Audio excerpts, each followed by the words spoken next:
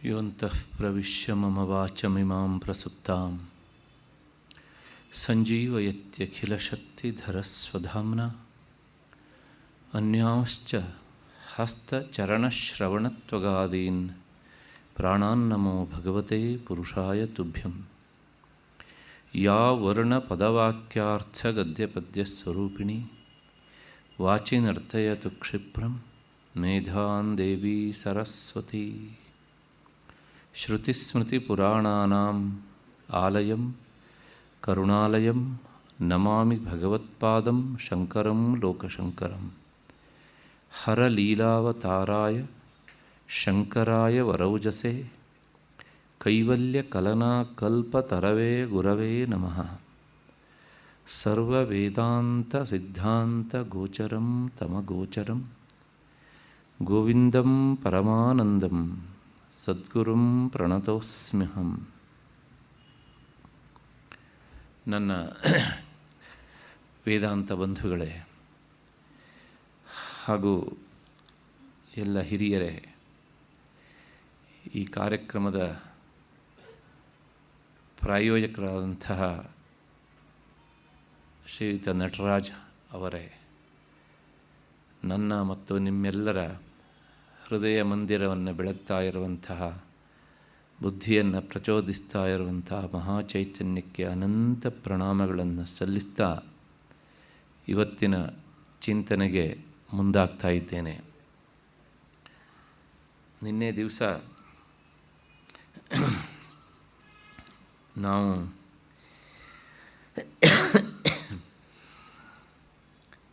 ಈ 17ನೆಯ ಶ್ಲೋಕದವರೆಗಿನ ಅರ್ಥವನ್ನು ಚಿಂತನೆ ಮಾಡಿದ್ದೇವೆ. ಈ ಶ್ಲೋಕದ ಒಟ್ಟು ತಾತ್ಪರ್ಯ ಏನು ಅಂದರೆ, ವೇದಾಂತದಲ್ಲಿ ಅಧಿಕಾರ ಯಾರಿಗೆ? ವೇದಾಂತದಲ್ಲಿ ಅಧಿಕಾರ ಅಂದರೆ ವೇದಾಂತ ವಿಚಾರವನ್ನು ಚಿಂತನೆ ಮಾಡುವುದಕ್ಕೆ ಅಧಿಕಾರಿ ಯಾರು?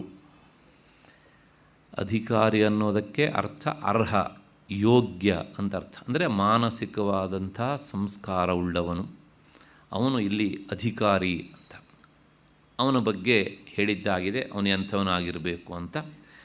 ವಿವೇಕಿ ಆಗಿರಬೇಕು, ಮತ್ತು ವಿರಕ್ತ, ಲೌಕಿಕ ವಿಷಯಗಳ ಬಗ್ಗೆ ಆಸಕ್ತಿ ಇರಬಾರದು, ಶಮಾಧಿ ಗುಣ ಸಂಪನ್ನನಾಗಿರಬೇಕು. ಮತ್ತು 4ನೇದು ಮುಮುಕ್ಷು, ಮೋಕ್ಷವನ್ನು ನಾನು ಪಡೆಯಲೇಬೇಕು ಎನ್ನುವಂತಹ ಉತ್ಕಟವಾದ ಇಚ್ಛೆ ಇರಬೇಕು. ಈ 4 ಇದ್ದವನಿಗೆ ಮಾತ್ರ ಬ್ರಹ್ಮ ಮೀಮಾಂಸೆಯನ್ನು ಮಾಡೋದಕ್ಕೆ, ಅಂದರೆ ಬ್ರಹ್ಮ ವಿಚಾರವನ್ನು ಮಾಡೋದಕ್ಕೆ ಅರ್ಹತೆ ಬರ್ತದೆ. ಈ 4 ಇಲ್ಲದೇ ಇದ್ದರೆ, ಹಾಗಿದ್ದರೆ ಅರ್ಹತೆ ಇಲ್ವೋ ಅಂದರೆ ಶಾಸ್ತ್ರ ಸ್ಪಷ್ಟವಾಗಿ ಹೇಳುತ್ತೆ, ಅರ್ಹತೆ ಇಲ್ಲ ಅನ್ನೋದನ್ನು ಮುಂದಿನ ಶ್ಲೋಕ ಹೇಳುತ್ತೆ. ಈ ಮಾತನ್ನೆಲ್ಲ ಕೇಳಿದಾಗ ನಮಗೊಂದು ಸಂಶಯ ಬರುತ್ತೆ, ಯಾಕೆ ಇಷ್ಟು ಕಠೋರವಾಗಿ ಹೇಳ್ತಾರೆ ಅಂತ. ವೇದಾಂತ ಯಾರನ್ನು ಮೆಚ್ಚಿಸೋದಕ್ಕೆ ಹೊರಟಿದ್ದಲ್ಲ, ಅಥವಾ ಇನ್ನೊಬ್ಬರ ಮೂಗಿನ ನೇರಕ್ಕೆ ಮಾತನಾಡಬೇಕು ಅಂತಲೂ ಹೊರಟಂತಹ ಗ್ರಂಥ ಅಲ್ಲ. ಸತ್ಯ ಅನ್ನೋದು ಯಾವಾಗಲೂ ಕಠೋರವಾಗಿ ಇರ್ತದೆ. ಹಾಗಾಗಿ ಅದು ಸತ್ಯವಾದದ್ದನ್ನು ಹೇಳುತ್ತೆ. ಆ ಸತ್ಯವಾದದ್ದು ನಮಗೆ ಅಪ್ರಿಯವಾದದ್ದರಿಂದ ನಮಗೆ ಅದು ಕಠೋರವಾಗಿ ಹಾಗೆ ತೋರುತ್ತೆ ಅಷ್ಟೇ. ಹಾಗಾಗಿ ಬ್ರಹ್ಮ ವಿಚಾರಕ್ಕೆ, ಅಂದರೆ ಆತ್ಮವಿಚಾರ ಮಾಡೋದಕ್ಕೆ ಏನು ನಿಯತವಾಗಿ ಇರಲೇಬೇಕೋ ಅದನ್ನು ಮುಂದಿನ ಶ್ಲೋಕ ಹೇಳ್ತದೆ. 18ನೆಯ ಶ್ಲೋಕ. ಸಾಧನಾನ್ಯತ್ರ ಚತ್ವಾರಿ ಕಥಿತಾನಿ ಮನೀಷಿಭಿಃ ಯೇಷು ಸತ್ಸ್ವೇವ ಸನ್ನಿಷ್ಠ ಯದಭಾವೇ ನ ಸಿದ್ಧ್ಯತಿ. ಇಲ್ಲಿ ವೇದಾಂತ ಶಾಸ್ತ್ರದಲ್ಲಿ ಬ್ರಹ್ಮ ವಿಚಾರವನ್ನು ಮಾಡುವುದಕ್ಕಿಂತ ಮುನ್ನ ಸಾಧಕನಿಗೆ 4 ತರಹದ ಸಾಧನೆಗಳನ್ನು ಹೇಳಲಾಗಿದೆ. ಅವು ಇದ್ದರೆ ಮಾತ್ರ ಬ್ರಹ್ಮ ವಿಚಾರ ಮಾಡೋದಕ್ಕೆ ಅರ್ಹತೆ ಬರ್ತದೆ. ಅವನು ಬ್ರಹ್ಮ ವಿಚಾರವನ್ನು ಮಾಡಬಲ್ಲ. ಬ್ರಹ್ಮ ವಿಚಾರಕ್ಕೆ ಕಾರಣ ಈ 4 ತರಹದ ಸಾಧನೆಗಳು. ಅವು ಇದ್ದರೆ ಆ ವಿಚಾರ ನಡೆಯುತ್ತೆ. ಅವು ಇಲ್ಲದೇ ಇದ್ದರೆ ಆ ವಿಚಾರ ಆಗೋದಿಲ್ಲ. ಇಷ್ಟು ಈ ಶ್ಲೋಕದ ಅರ್ಥ. ಅಂದರೆ ಇವೆಲ್ಲ ನೇರ ಶಾಸ್ತ್ರದ ವಿಚಾರವನ್ನು ಹೇಳುವಂತಹ ಶ್ಲೋಕಗಳು. ಶಾಸ್ತ್ರದಲ್ಲಿ ಒಂದು ಮಾತು ಬರ್ತದೆ, ಅನ್ವಯ ವ್ಯತಿರೇಕ ಅಂತ. ಏನು ಹೀಗಂದರೆ ಇದನ್ನು ಮತ್ತೆ ಸಂಸ್ಕೃತದಲ್ಲೊಮ್ಮೆ ಹೇಳಿಬಿಡ್ತೇನೆ, ಆಮೇಲೆ ಕನ್ನಡದಲ್ಲಿ ವಿವರಿಸ್ತೇನೆ. ತತ್ಸತ್ವೇ ತತ್ಸತ್ವಂ ತದಭಾವೇ ತದಭಾವ ಅಂತ. ಹಾಗಂದ್ರೆ ಏನು ಅಂದರೆ ನೋಡಿ, ಮಣ್ಣು ಇದ್ದರೆ ಮಡಕೆ ಆಗ್ತದೆ, ಹತ್ತಿ ಇದ್ದರೆ ನೂಲು ಆಗ್ತದೆ, ನೂಲು ಇದ್ದರೆ ಬಟ್ಟೆ ಆಗ್ತದೆ. ಮಣ್ಣು ಇಲ್ಲದೇ ಇದ್ದರೆ ಮಡಕೆ ಆಗೋದಿಲ್ಲ, ಹತ್ತಿ ಇಲ್ಲದೇ ಇದ್ದರೆ ನೂಲು ಆಗೋದಿಲ್ಲ, ನೂಲು ಇಲ್ಲದೇ ಇದ್ದರೆ ಬಟ್ಟೆ ಆಗೋದಿಲ್ಲ. ಹಾಗೆಯೇ ಈ 4 ಸಾಧನೆಗಳು ಇದ್ದರೆ ಬ್ರಹ್ಮ ವಿಚಾರ ಆಗತ್ತೆ. ಅದು ಆಗೋದಿಲ್ಲ ಅಂದರೆ ಬ್ರಹ್ಮ ವಿಚಾರ, ಈ 4 ಇಲ್ಲ ಅಂತ ಅರ್ಥ. ಯಾಕೆ ಅಂದರೆ ಮಣ್ಣಿದ್ರೆ ಮಡಿಕೆ ಆಗತ್ತೆ, ಮಡಿಕೆ ಇಲ್ಲ ಅಂದರೆ ಏನಂತ ಅರ್ಥ? ಅಲ್ಲಿ ಮಣ್ಣಿಲ್ಲ ಅಂತ ಅರ್ಥ. ಹೀಗೆ ಒಂದೊಂದು ಕಾರ್ಯಕ್ಕೂ ಒಂದೊಂದು ಕಾರಣ ನಿಯತವಾಗಿ ಇರಬೇಕು. ಈ ಕಾರ್ಯಕ್ಕೆ ಅದರದ್ದೇ ಕಾರಣ ಇರಬೇಕು, ಇನ್ನೊಂದು ಕಾರಣ ಇದ್ದರೆ ಆಗೋಲ್ಲ. ಇಲ್ಲಿ ನೂಲಿದೆ ಮಡಕೆ ಆಗಲಿ ಅಂದರೆ ಆಗೋಲ್ಲ. ಯಾಕೆಂದರೆ ಮಡಕೆ ಆಗೋದಕ್ಕೆ ನೂಲು ಕಾರಣ ಅಲ್ಲ, ಮಡಕೆ ಆಗೋದಕ್ಕೆ ಮಣ್ಣೇ ಕಾರಣ. ಹಾಗೆ ಮಣ್ಣು ಇದೆ ಬಟ್ಟೆ ಆಗಲಿ ಅಂದರೆ ಆಗೋಲ್ಲ, ಯಾಕೆಂದರೆ ಬಟ್ಟೆ ಆಗೋದಕ್ಕೆ ಮಣ್ಣು ಕಾರಣ ಅಲ್ಲ. ಹಾಗೆಯೇ ಬ್ರಹ್ಮ ವಿಚಾರ ಆಗಬೇಕು ಅಂದರೆ ಈ 4 ತರಹದ ಸಾಧನಗಳು ಇರಲೇಬೇಕು. ಅವಿಲ್ಲ ಅಂತಾದರೆ ಆ ವಿಚಾರ ನಡೆಯೋದಿಲ್ಲ. ಈ ಮಾತನ್ನು ಕೇಳಿದಾಗ ಕೆಲವು ಸಂಶಯ ಬರುತ್ತೆ. ಹಾಗಿದ್ರೆ ಈಗ ನಾವೆಲ್ಲ ಮಾಡ್ತಾ ಇರುವಂತಹದ್ದು ಬ್ರಹ್ಮ ವಿಚಾರ ಅಲ್ವಾ ಅಂತ. ನನ್ನನ್ನು ಸೇರಿಸ್ಕೊಂಡು ತಪ್ಪು ತಿಳ್ಕೊಳ್ಬೇಡಿ, ನಾವು ಮಾಡ್ತಾ ಇರೋದು ಬ್ರಹ್ಮ ವಿಚಾರ ಅಲ್ಲ. ಹಾಗಿದ್ರೆ ನಾವು ವೇದಾಂತದ ಕ್ಲಾಸನ್ನು ನಡೆಸ್ತಾ ಇದ್ದೇವೆ. ನಾನು ಹೇಳ್ತಿದ್ದೇನೆ, ನೀವು ಕೇಳ್ತಿದ್ದೀರ. ಬ್ರಹ್ಮ ವಿಚಾರ ಅವರವರ ಮನಸ್ಸಿನ ಒಳಗೆ ಆಗಬೇಕಾದದ್ದು. ಮತ್ತು ಈ ಮಾತನ್ನು ಕೇಳಿದಾಗ ಇನ್ನೂ ಒಂದು ಸಂಶಯ ಬರ್ತದೆ. ಹಾಗಿದ್ರೆ ನಾವು ಮಾಡ್ತಾ ಇರುವುದು ಏನು ಅಂದರೆ ನಾವು ಉತ್ತರ ಹೇಳಿದೆ ಅದಕ್ಕೆ. ಬಹಳಷ್ಟು ಜನ ಒಳ್ಳೆಯ ವಿಚಾರವನ್ನು ಕೇಳಬೇಕು ಅಂತ ಮಾಡ್ತಾರೆ. ಒಳ್ಳೆಯ ವಿಚಾರ ಎಲ್ಲವುದು ಬ್ರಹ್ಮ ವಿಚಾರ ಅಂತ ಹೇಗೆ ಹೇಳೋದಕ್ಕಾಗತ್ತೆ? ಇಲ್ಲ. ಮತ್ತು ಇನ್ನು ಕೆಲವು ಜನ, ನಿನ್ನೇನು ಹೇಳಿದ್ದೆ ನಾ ಈ ಮಾತನ್ನು, ಟೈಮ್ ಪಾಸಿಗೋಸ್ಕರ ಅಂತ ಅಲ್ವಾ, ಅದು ಸಹ ಇವೆಲ್ಲವೂ ಬ್ರಹ್ಮ ವಿಚಾರ ಆಗೋದಿಲ್ಲ. ಆ ಬ್ರಹ್ಮ ವಿಚಾರ ಮಾಡುವ ಮುನ್ನ ಏನಿರಬೇಕು ಅನ್ನೋದನ್ನು ಮುಂದಿನ ಶ್ಲೋಕದಲ್ಲಿ ಹೇಳ್ತಾರೆ. ಅದನ್ನು ಕೇಳಿದಾಗ ನಮ್ಗೆ ಗೊತ್ತಾಗುತ್ತೆ ಇದರೊಳಗೆ ಯಾವುದಾದ್ರೂ ಒಂದಾದರೂ ನಮಗಿದೆಯಾ. ಇದು ಯಾವುದೂ ಇಲ್ಲದೇ ನಾವು ವೇದಾಂತ ವಿಚಾರ ಮಾಡ್ತೇವೆ ಅಂತ ಹೇಳಿದರೆ ಅದು ಹೇಗಿರುತ್ತೆ ಅಂದರೆ, ಫೌಂಡೇಶನ್ನೇ ಇಲ್ಲ, ಬಿಲ್ಡಿಂಗನ್ನು ಕಟ್ತೇವೆ, ಕಟ್ಟುವಾಗಲೇ ಬಿದ್ದೋಗುತ್ತೆ, ಅದು ಹಾಗಾಗಿಬಿಡುತ್ತೆ. ಆದ್ದರಿಂದ ಯಾರೂ ತಪ್ಪು ತಿಳ್ಕೊಳ್ಬಾರ್ದು. ನಾವು ಆ ವೇದಾಂತದ ಮೂಲಭೂತವಾದಂತಹ ವಿಷಯ ಏನು ಅಂತ ತಿಳ್ಕೊಳ್ಳೋದಕ್ಕೆ ಹೊರಟಿದ್ದೇವೆ. ಹಾಗಾಗಿ ಅಪ್ರಿಯವಾದರೂ ಚಿಂತೆ ಇಲ್ಲ, ಅದನ್ನು ಮೊದಲು ತಿಳ್ಕೊಳ್ಳೋಣ. ಆಮೇಲೆ ನಾವು ಅದನ್ನು ಎಷ್ಟರ ಮಟ್ಟಿಗೆ ಅಳವಡಿಸಲಿಕ್ಕೆ ಆಗತ್ತೆ ಅಂತ ಪ್ರಯತ್ನ ಮಾಡೋಣ. ಅದರ ಜೊತೆಗೆ ಇನ್ನೊಂದು ಎಚ್ಚರಿಕೆಯ ಮಾತನ್ನು ಹೇಳ್ತೀನಿ. ಈ ಎಲ್ಲ ಮಾತುಗಳು ಬಂದಾಗ ನಮಗೆಲ್ಲೋ ಒಂದು ಕಡೆ ಪಶ್ಚಾತ್ತಾಪನೂ ಆಗುತ್ತೆ ನಮ್ಮ ಬಗ್ಗೆ. ವ್ಯರ್ಥ ಆಗಿ ಹೋಯ್ತಲ್ಲ, ಹಾಗಿದ್ದರೆ ನಾವು ಬಾಲ್ಯದಿಂದ ಮಾಡ್ಬೋದಿತ್ತಲ್ಲ, ಆವಾಗ ನಮ್ಗೆ ಯಾರೂ ಹೇಳಲಿಲ್ವಲ್ಲ. ನಮ್ಮ ಈ ಮನಸ್ಸಿನ ಬೇಸರದ ಜೊತೆಗೆ ಬಹಳಷ್ಟು ಜನ ಬರ್ತಾ ಇರ್ತಾರೆ ಅಲ್ಲಿ.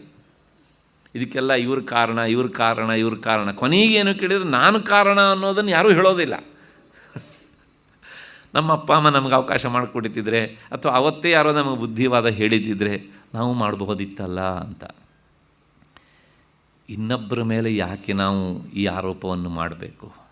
ನಮಗೆ ಬುದ್ಧಿ ಬಲಿತು ಎಷ್ಟೋ ವರ್ಷ ಆಗಿದೆ, ಅವತ್ತೇ ವಿಚಾರ ಮಾಡ್ಬೋದಿತ್ತಲ್ವ. ಅವತ್ತೇ ವಿಚಾರ ಮಾಡಿದ್ವಿ ಅಂತ ಇಟ್ಕೊಳ್ಳಿ. ನಮ್ಮ ಮನಸ್ಸಲ್ಲಿ ವಿಚಾರ ಬಂದಿದೆ. ಏನು ಬಂದಿದೆ? ಈಗ ನಾನು ಉದ್ಯೋಗಿ ಆಗಿದ್ದೇನೆ, ರಿಟೈರ್ಡ್ ಆಗಲಿ, ಆಮೇಲೆ ನೋಡೋಣ, ಮಾಡೋಣ ಅಲ್ಲ ನೋಡೋಣ ಅಂತ ಬಹಳಷ್ಟು ಜನರ ಮನಸ್ಸಲ್ಲಿ ಈ ವಿಚಾರ ಬರ್ತದೆ. ಆದರೆ ಎಲ್ಲೋ ಒಂದು ಕಡೆ ಇಷ್ಟು ಆಳವಾದ ವಿಚಾರ ಬಂದಾಗ ಏನಾಗುತ್ತೆ ಹೇಳಿದ್ರೆ, ಇದು ಪಕ್ಕಕ್ಕೆ ಸರಿಯತ್ತೆ, ನಾವು ತಪ್ಪು ಮಾಡಿದ್ವಿ ಅಥವಾ ನಮ್ಮ ಸರಿಯಾಗಿ ಮಾರ್ಗದರ್ಶಕರು ಸಿಗಲಿಲ್ಲ, ಎಲ್ಲ ವಿಚಾರ ಬಂದು ನಮ್ಮ ಮನಸ್ಸಿನಲ್ಲಿ ಅಪ್ಪಳಿಸ್ತಾ ಇರ್ತದೆ. ಆದರೂ ಸಹ ಮೂಲಭೂತ ವಿಚಾರ ಏನು ಅಂತ ತಿಳ್ಕೊಳ್ಳೋದಕ್ಕೆ ಒಂದು ಅವಕಾಶ ಇದೆಯಲ್ಲ ನಮಗೆ, ಅದರ ಮೇಲೆ ಮುಂದೆ ನಾವು ಹೇಗೆ ವಿಚಾರ ಮಾಡಬೇಕು ಅನ್ನೋದನ್ನು ನಿರ್ಧಾರ ಮಾಡಿಕೊಳ್ಬೋದು. ಆ ಸಾಧನೆಗಳು ಯಾವ್ಯಾವುದು? 4 ಚತ್ವಾರಿ ಕಥಿತಾನಿ ಮನೀಷಿಭಿ. ಮನೀಷಿಭಿ ಅದು ಜ್ಞಾನಿಗಳಿಂದ ಬ್ರಹ್ಮ ವಿಚಾರ ಮಾಡುವಂತಹ ಸಾಧಕನಿಗೆ ಅಗತ್ಯವಾಗಿ ಇರಬೇಕಾದಂಥ ಸಾಧನೆಗಳು 4 ಅಂತ ಹೇಳಲ್ಪಟ್ಟಿವೆ. ಆ ಜ್ಞಾನಿಗಳು ಅಂದರೆ ಯಾರು ಅಂದರೆ, ಮನೀಷಿತ್ವಂ ನಾಮ ಶ್ರುತಿ ತಾತ್ಪರ್ಯ ಜ್ಞಾನವತ್ವಂ.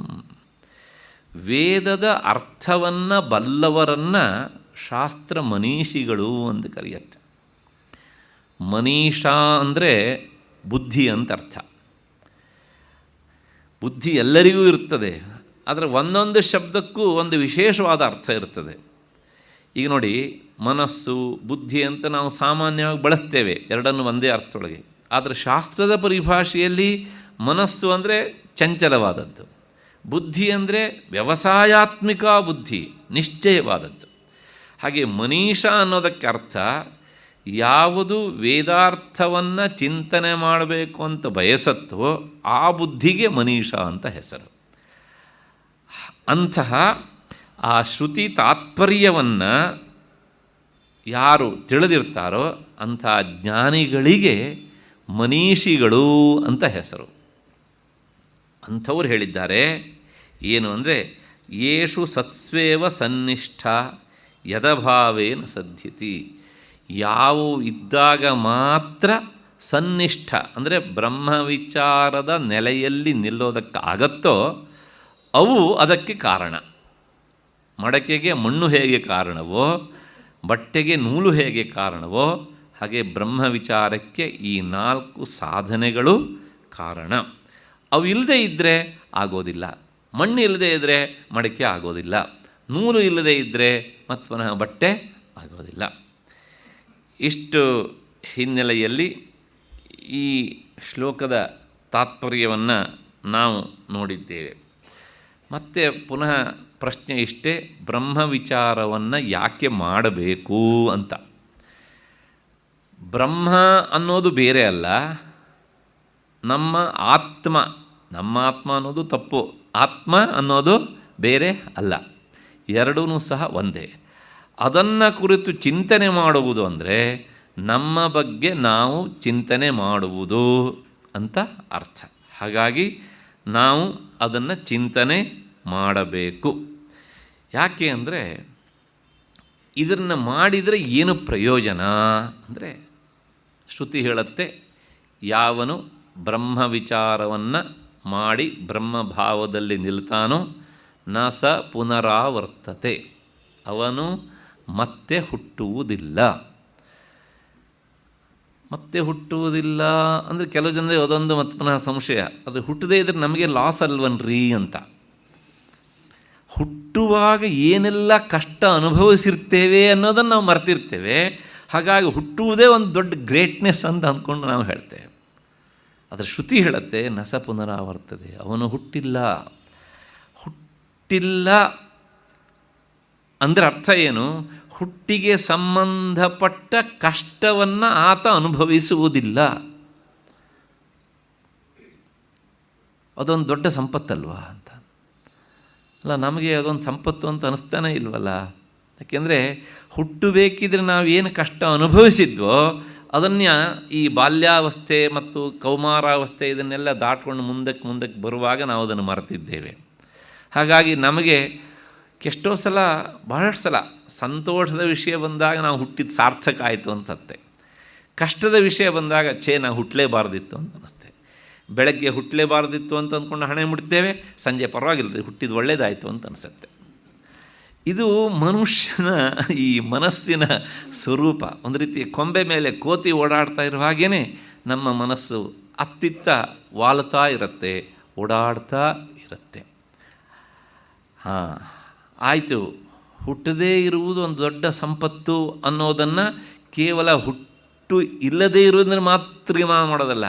ಇನ್ನೊಂದು ಅಂಶ ಉಂಟಲ್ಲಿ, ಯಾವನು ಹುಟ್ಟೋದಿಲ್ವೋ ಅವನಿಗೆ ಸಾವು ಇಲ್ವಲ್ಲ,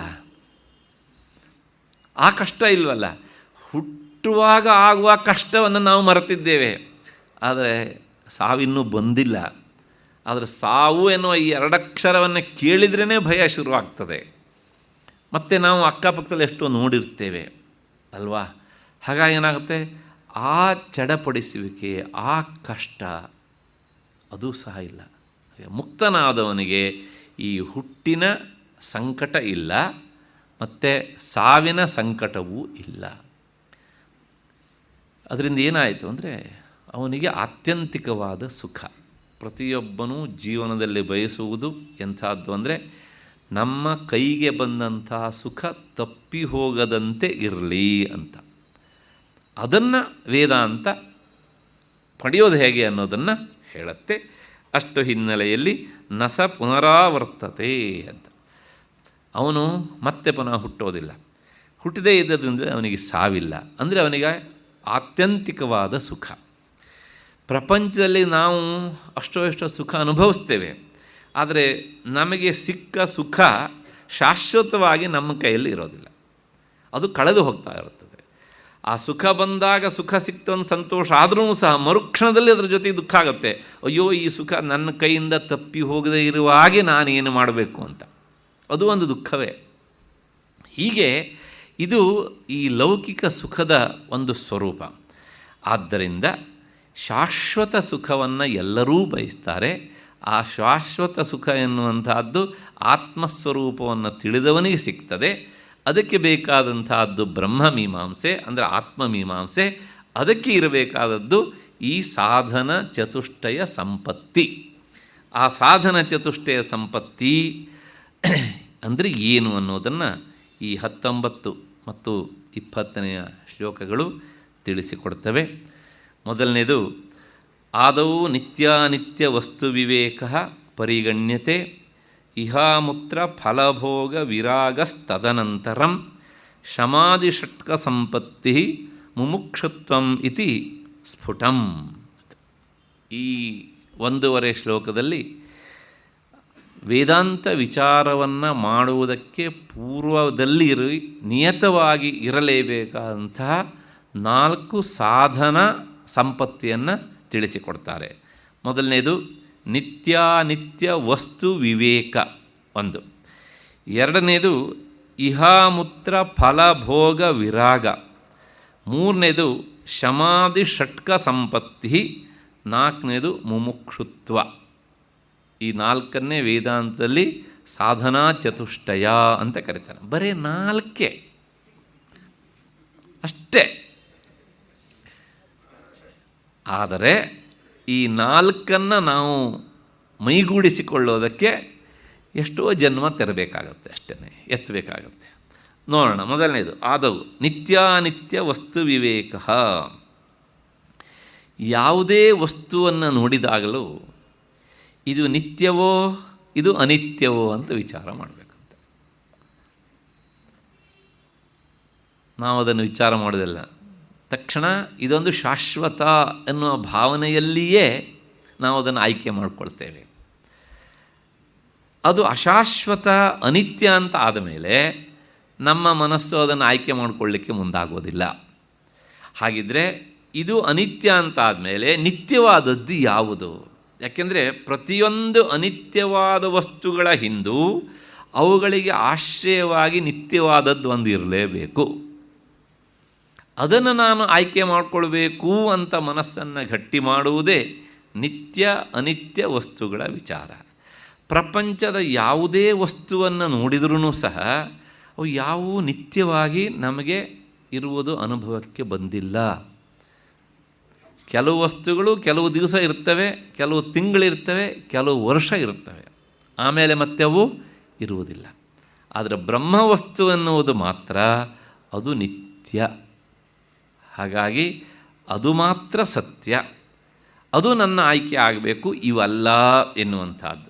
ಇದು ನಿತ್ಯ ಅನಿತ್ಯ ವಸ್ತು ವಿವೇಕ. ಇದು ನಿತ್ಯ, ಇದು ಅನಿತ್ಯ ಅಂತ ಹೀಗೆ ವಿಭಾಗಿಸಿ ತಿಳ್ಕೊಳ್ಳುವಂಥದ್ದು. ನಿನ್ನೆ ವಿವೇಕ ಅಂದರೆ ಏನು ಅಂತ ನಾನು ಹೇಳಿದ್ದೇನೆ. ಹೀಗೆ ಬೇರ್ಪಡಿಸಿ ತಿಳಿದುಕೊಳ್ಳುವಂಥದ್ದು. ಮತ್ತು ಎರಡನೆಯದು ಇಹ ಅಮೂತ್ರ ಫಲಭೋಗ ವಿರಾಗ. ಇಹ ಅಂದರೆ ಇಲ್ಲಿ, ಅಮೂತ್ರ ಅಂದರೆ ಅಲ್ಲಿ ಅಂದರೆ ಸ್ವರ್ಗದಲ್ಲಿ ಅಂತ ಅರ್ಥ. ಫಲಭೋಗ ವಿರಾಗ ಅಂದರೆ ಅಲ್ಲಿನ ಫಲದ ಬಗ್ಗೆ, ಇಲ್ಲಿನ ಫಲದ ಬಗ್ಗೆ ವೈರಾಗ್ಯವನ್ನು ತಾಳುವುದು. ಯಾಕೆ ವೈರಾಗ್ಯ ತಾಳಬೇಕು ಅಂದರೆ, ನಾವು ಏನೆಲ್ಲ ಫಲವನ್ನು ಪಡಿತೇವೋ ಆ ಫಲ ಅದು ಶಾಶ್ವತವಾಗಿ ಇರುವುದಿಲ್ಲ. ಎರಡು ಲೌಕಿಕ ಉದಾಹರಣೆಯನ್ನು ಕೊಡ್ತೇನೆ. ಮಧ್ಯಾಹ್ನ ನಾವು ಹೊಟ್ಟೆ ತುಂಬ ಊಟ ಮಾಡ್ತೇವೆ. ನಮಗೆ ಆ ಊಟದ ಫಲ ಸಮಾಧಾನ ಅನ್ನೋದು ಸಿಕ್ಕಿತು. ಎಷ್ಟು ಹೊತ್ತಾಯಿತು? ಒಂದು 3 ತಾಸು ಇರುತ್ತೆ. ಆಮೇಲೆ ಸಂಜೆ ಆಗೋಷ್ಟೊತ್ತಿಗೆ ಮತ್ತೆ ಪುನಃ ರೆಡಿ ಆಯಿತಾ ಅಂತ ಕೇಳ್ತೇವೆ ಅಲ್ವಾ? ಅಲ್ಲಿಗೆ ಏನು ತಾತ್ಪರ್ಯ? ಇದು ಒಂದು ಉದಾಹರಣೆ ನಾನು ಹೇಳಿದೆ.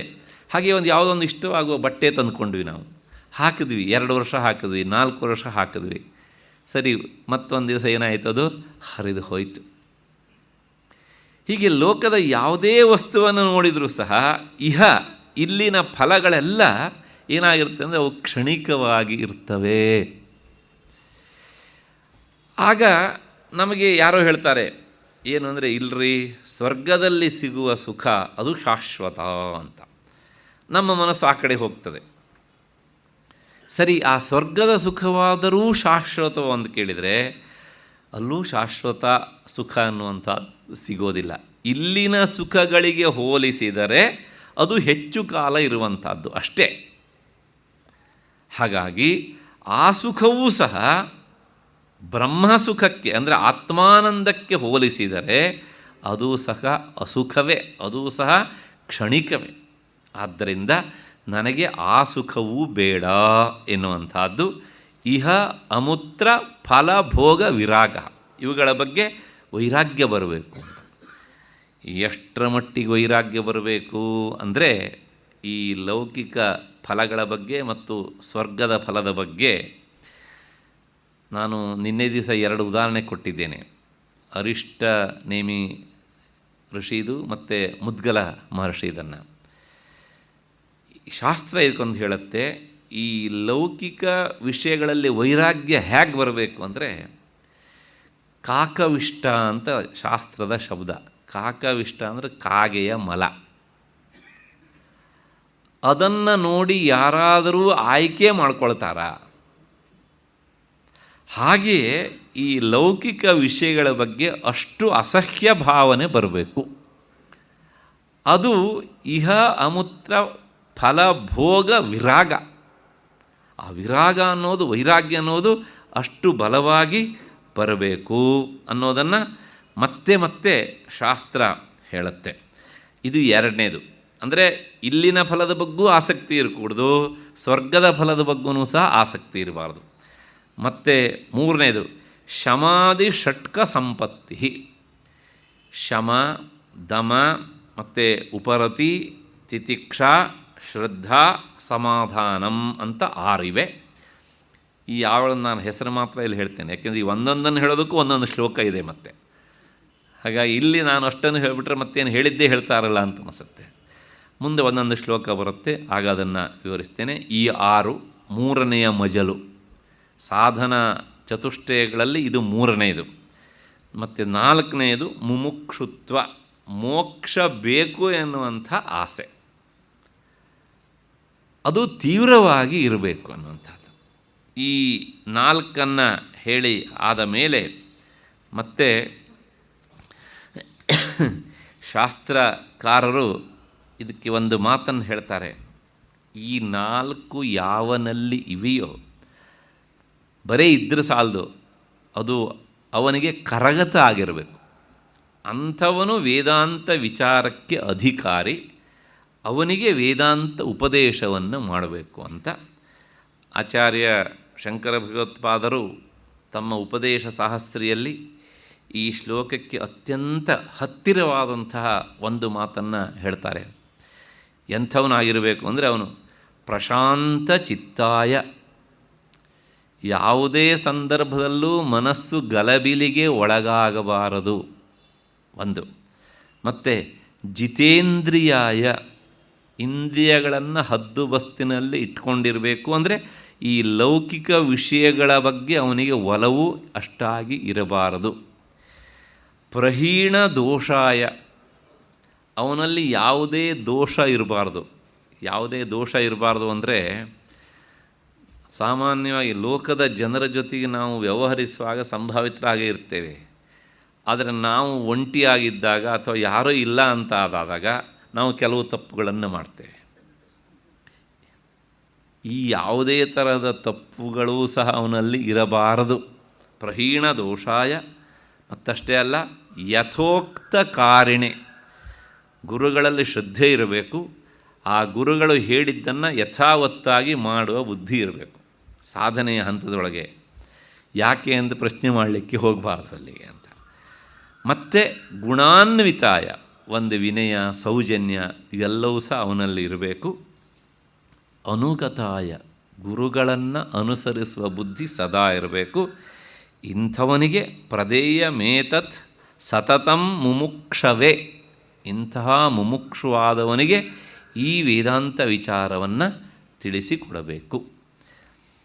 ಇದನ್ನು ಯಾಕೆ ಹೇಳಿದೆ ಕೇಳಿದರೆ, ಮತ್ತು ಇದು ನಮ್ಮ ಬಗ್ಗೆನೇ ಹೇಳ್ತಾ ಇರುವಂಥದ್ದು.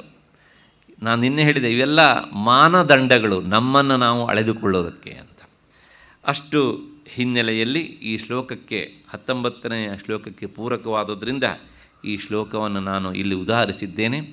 ಕಾಣ್ವ ಶಾಖೆ ಅಂತ ಒಂದು ಶಾಖೆ ಉಂಟು, ಶುಕ್ಲ ಯಜುರ್ವೇದಕ್ಕೆ ಸಂಬಂಧಪಟ್ಟಿದ್ದು. ಅಲ್ಲೂ ಇಂಥ ಒಂದು ಮಾತು ಬರುತ್ತೆ. ಈ ಎಲ್ಲ ಶ್ಲೋಕಗಳು ಶ್ರುತಿಯ ಹಿನ್ನೆಲೆಯಲ್ಲಿ ಬಂದಂತಹ ಶ್ಲೋಕಗಳು, ಅದನ್ನು ನಾವು ಮರಿಬಾರದು.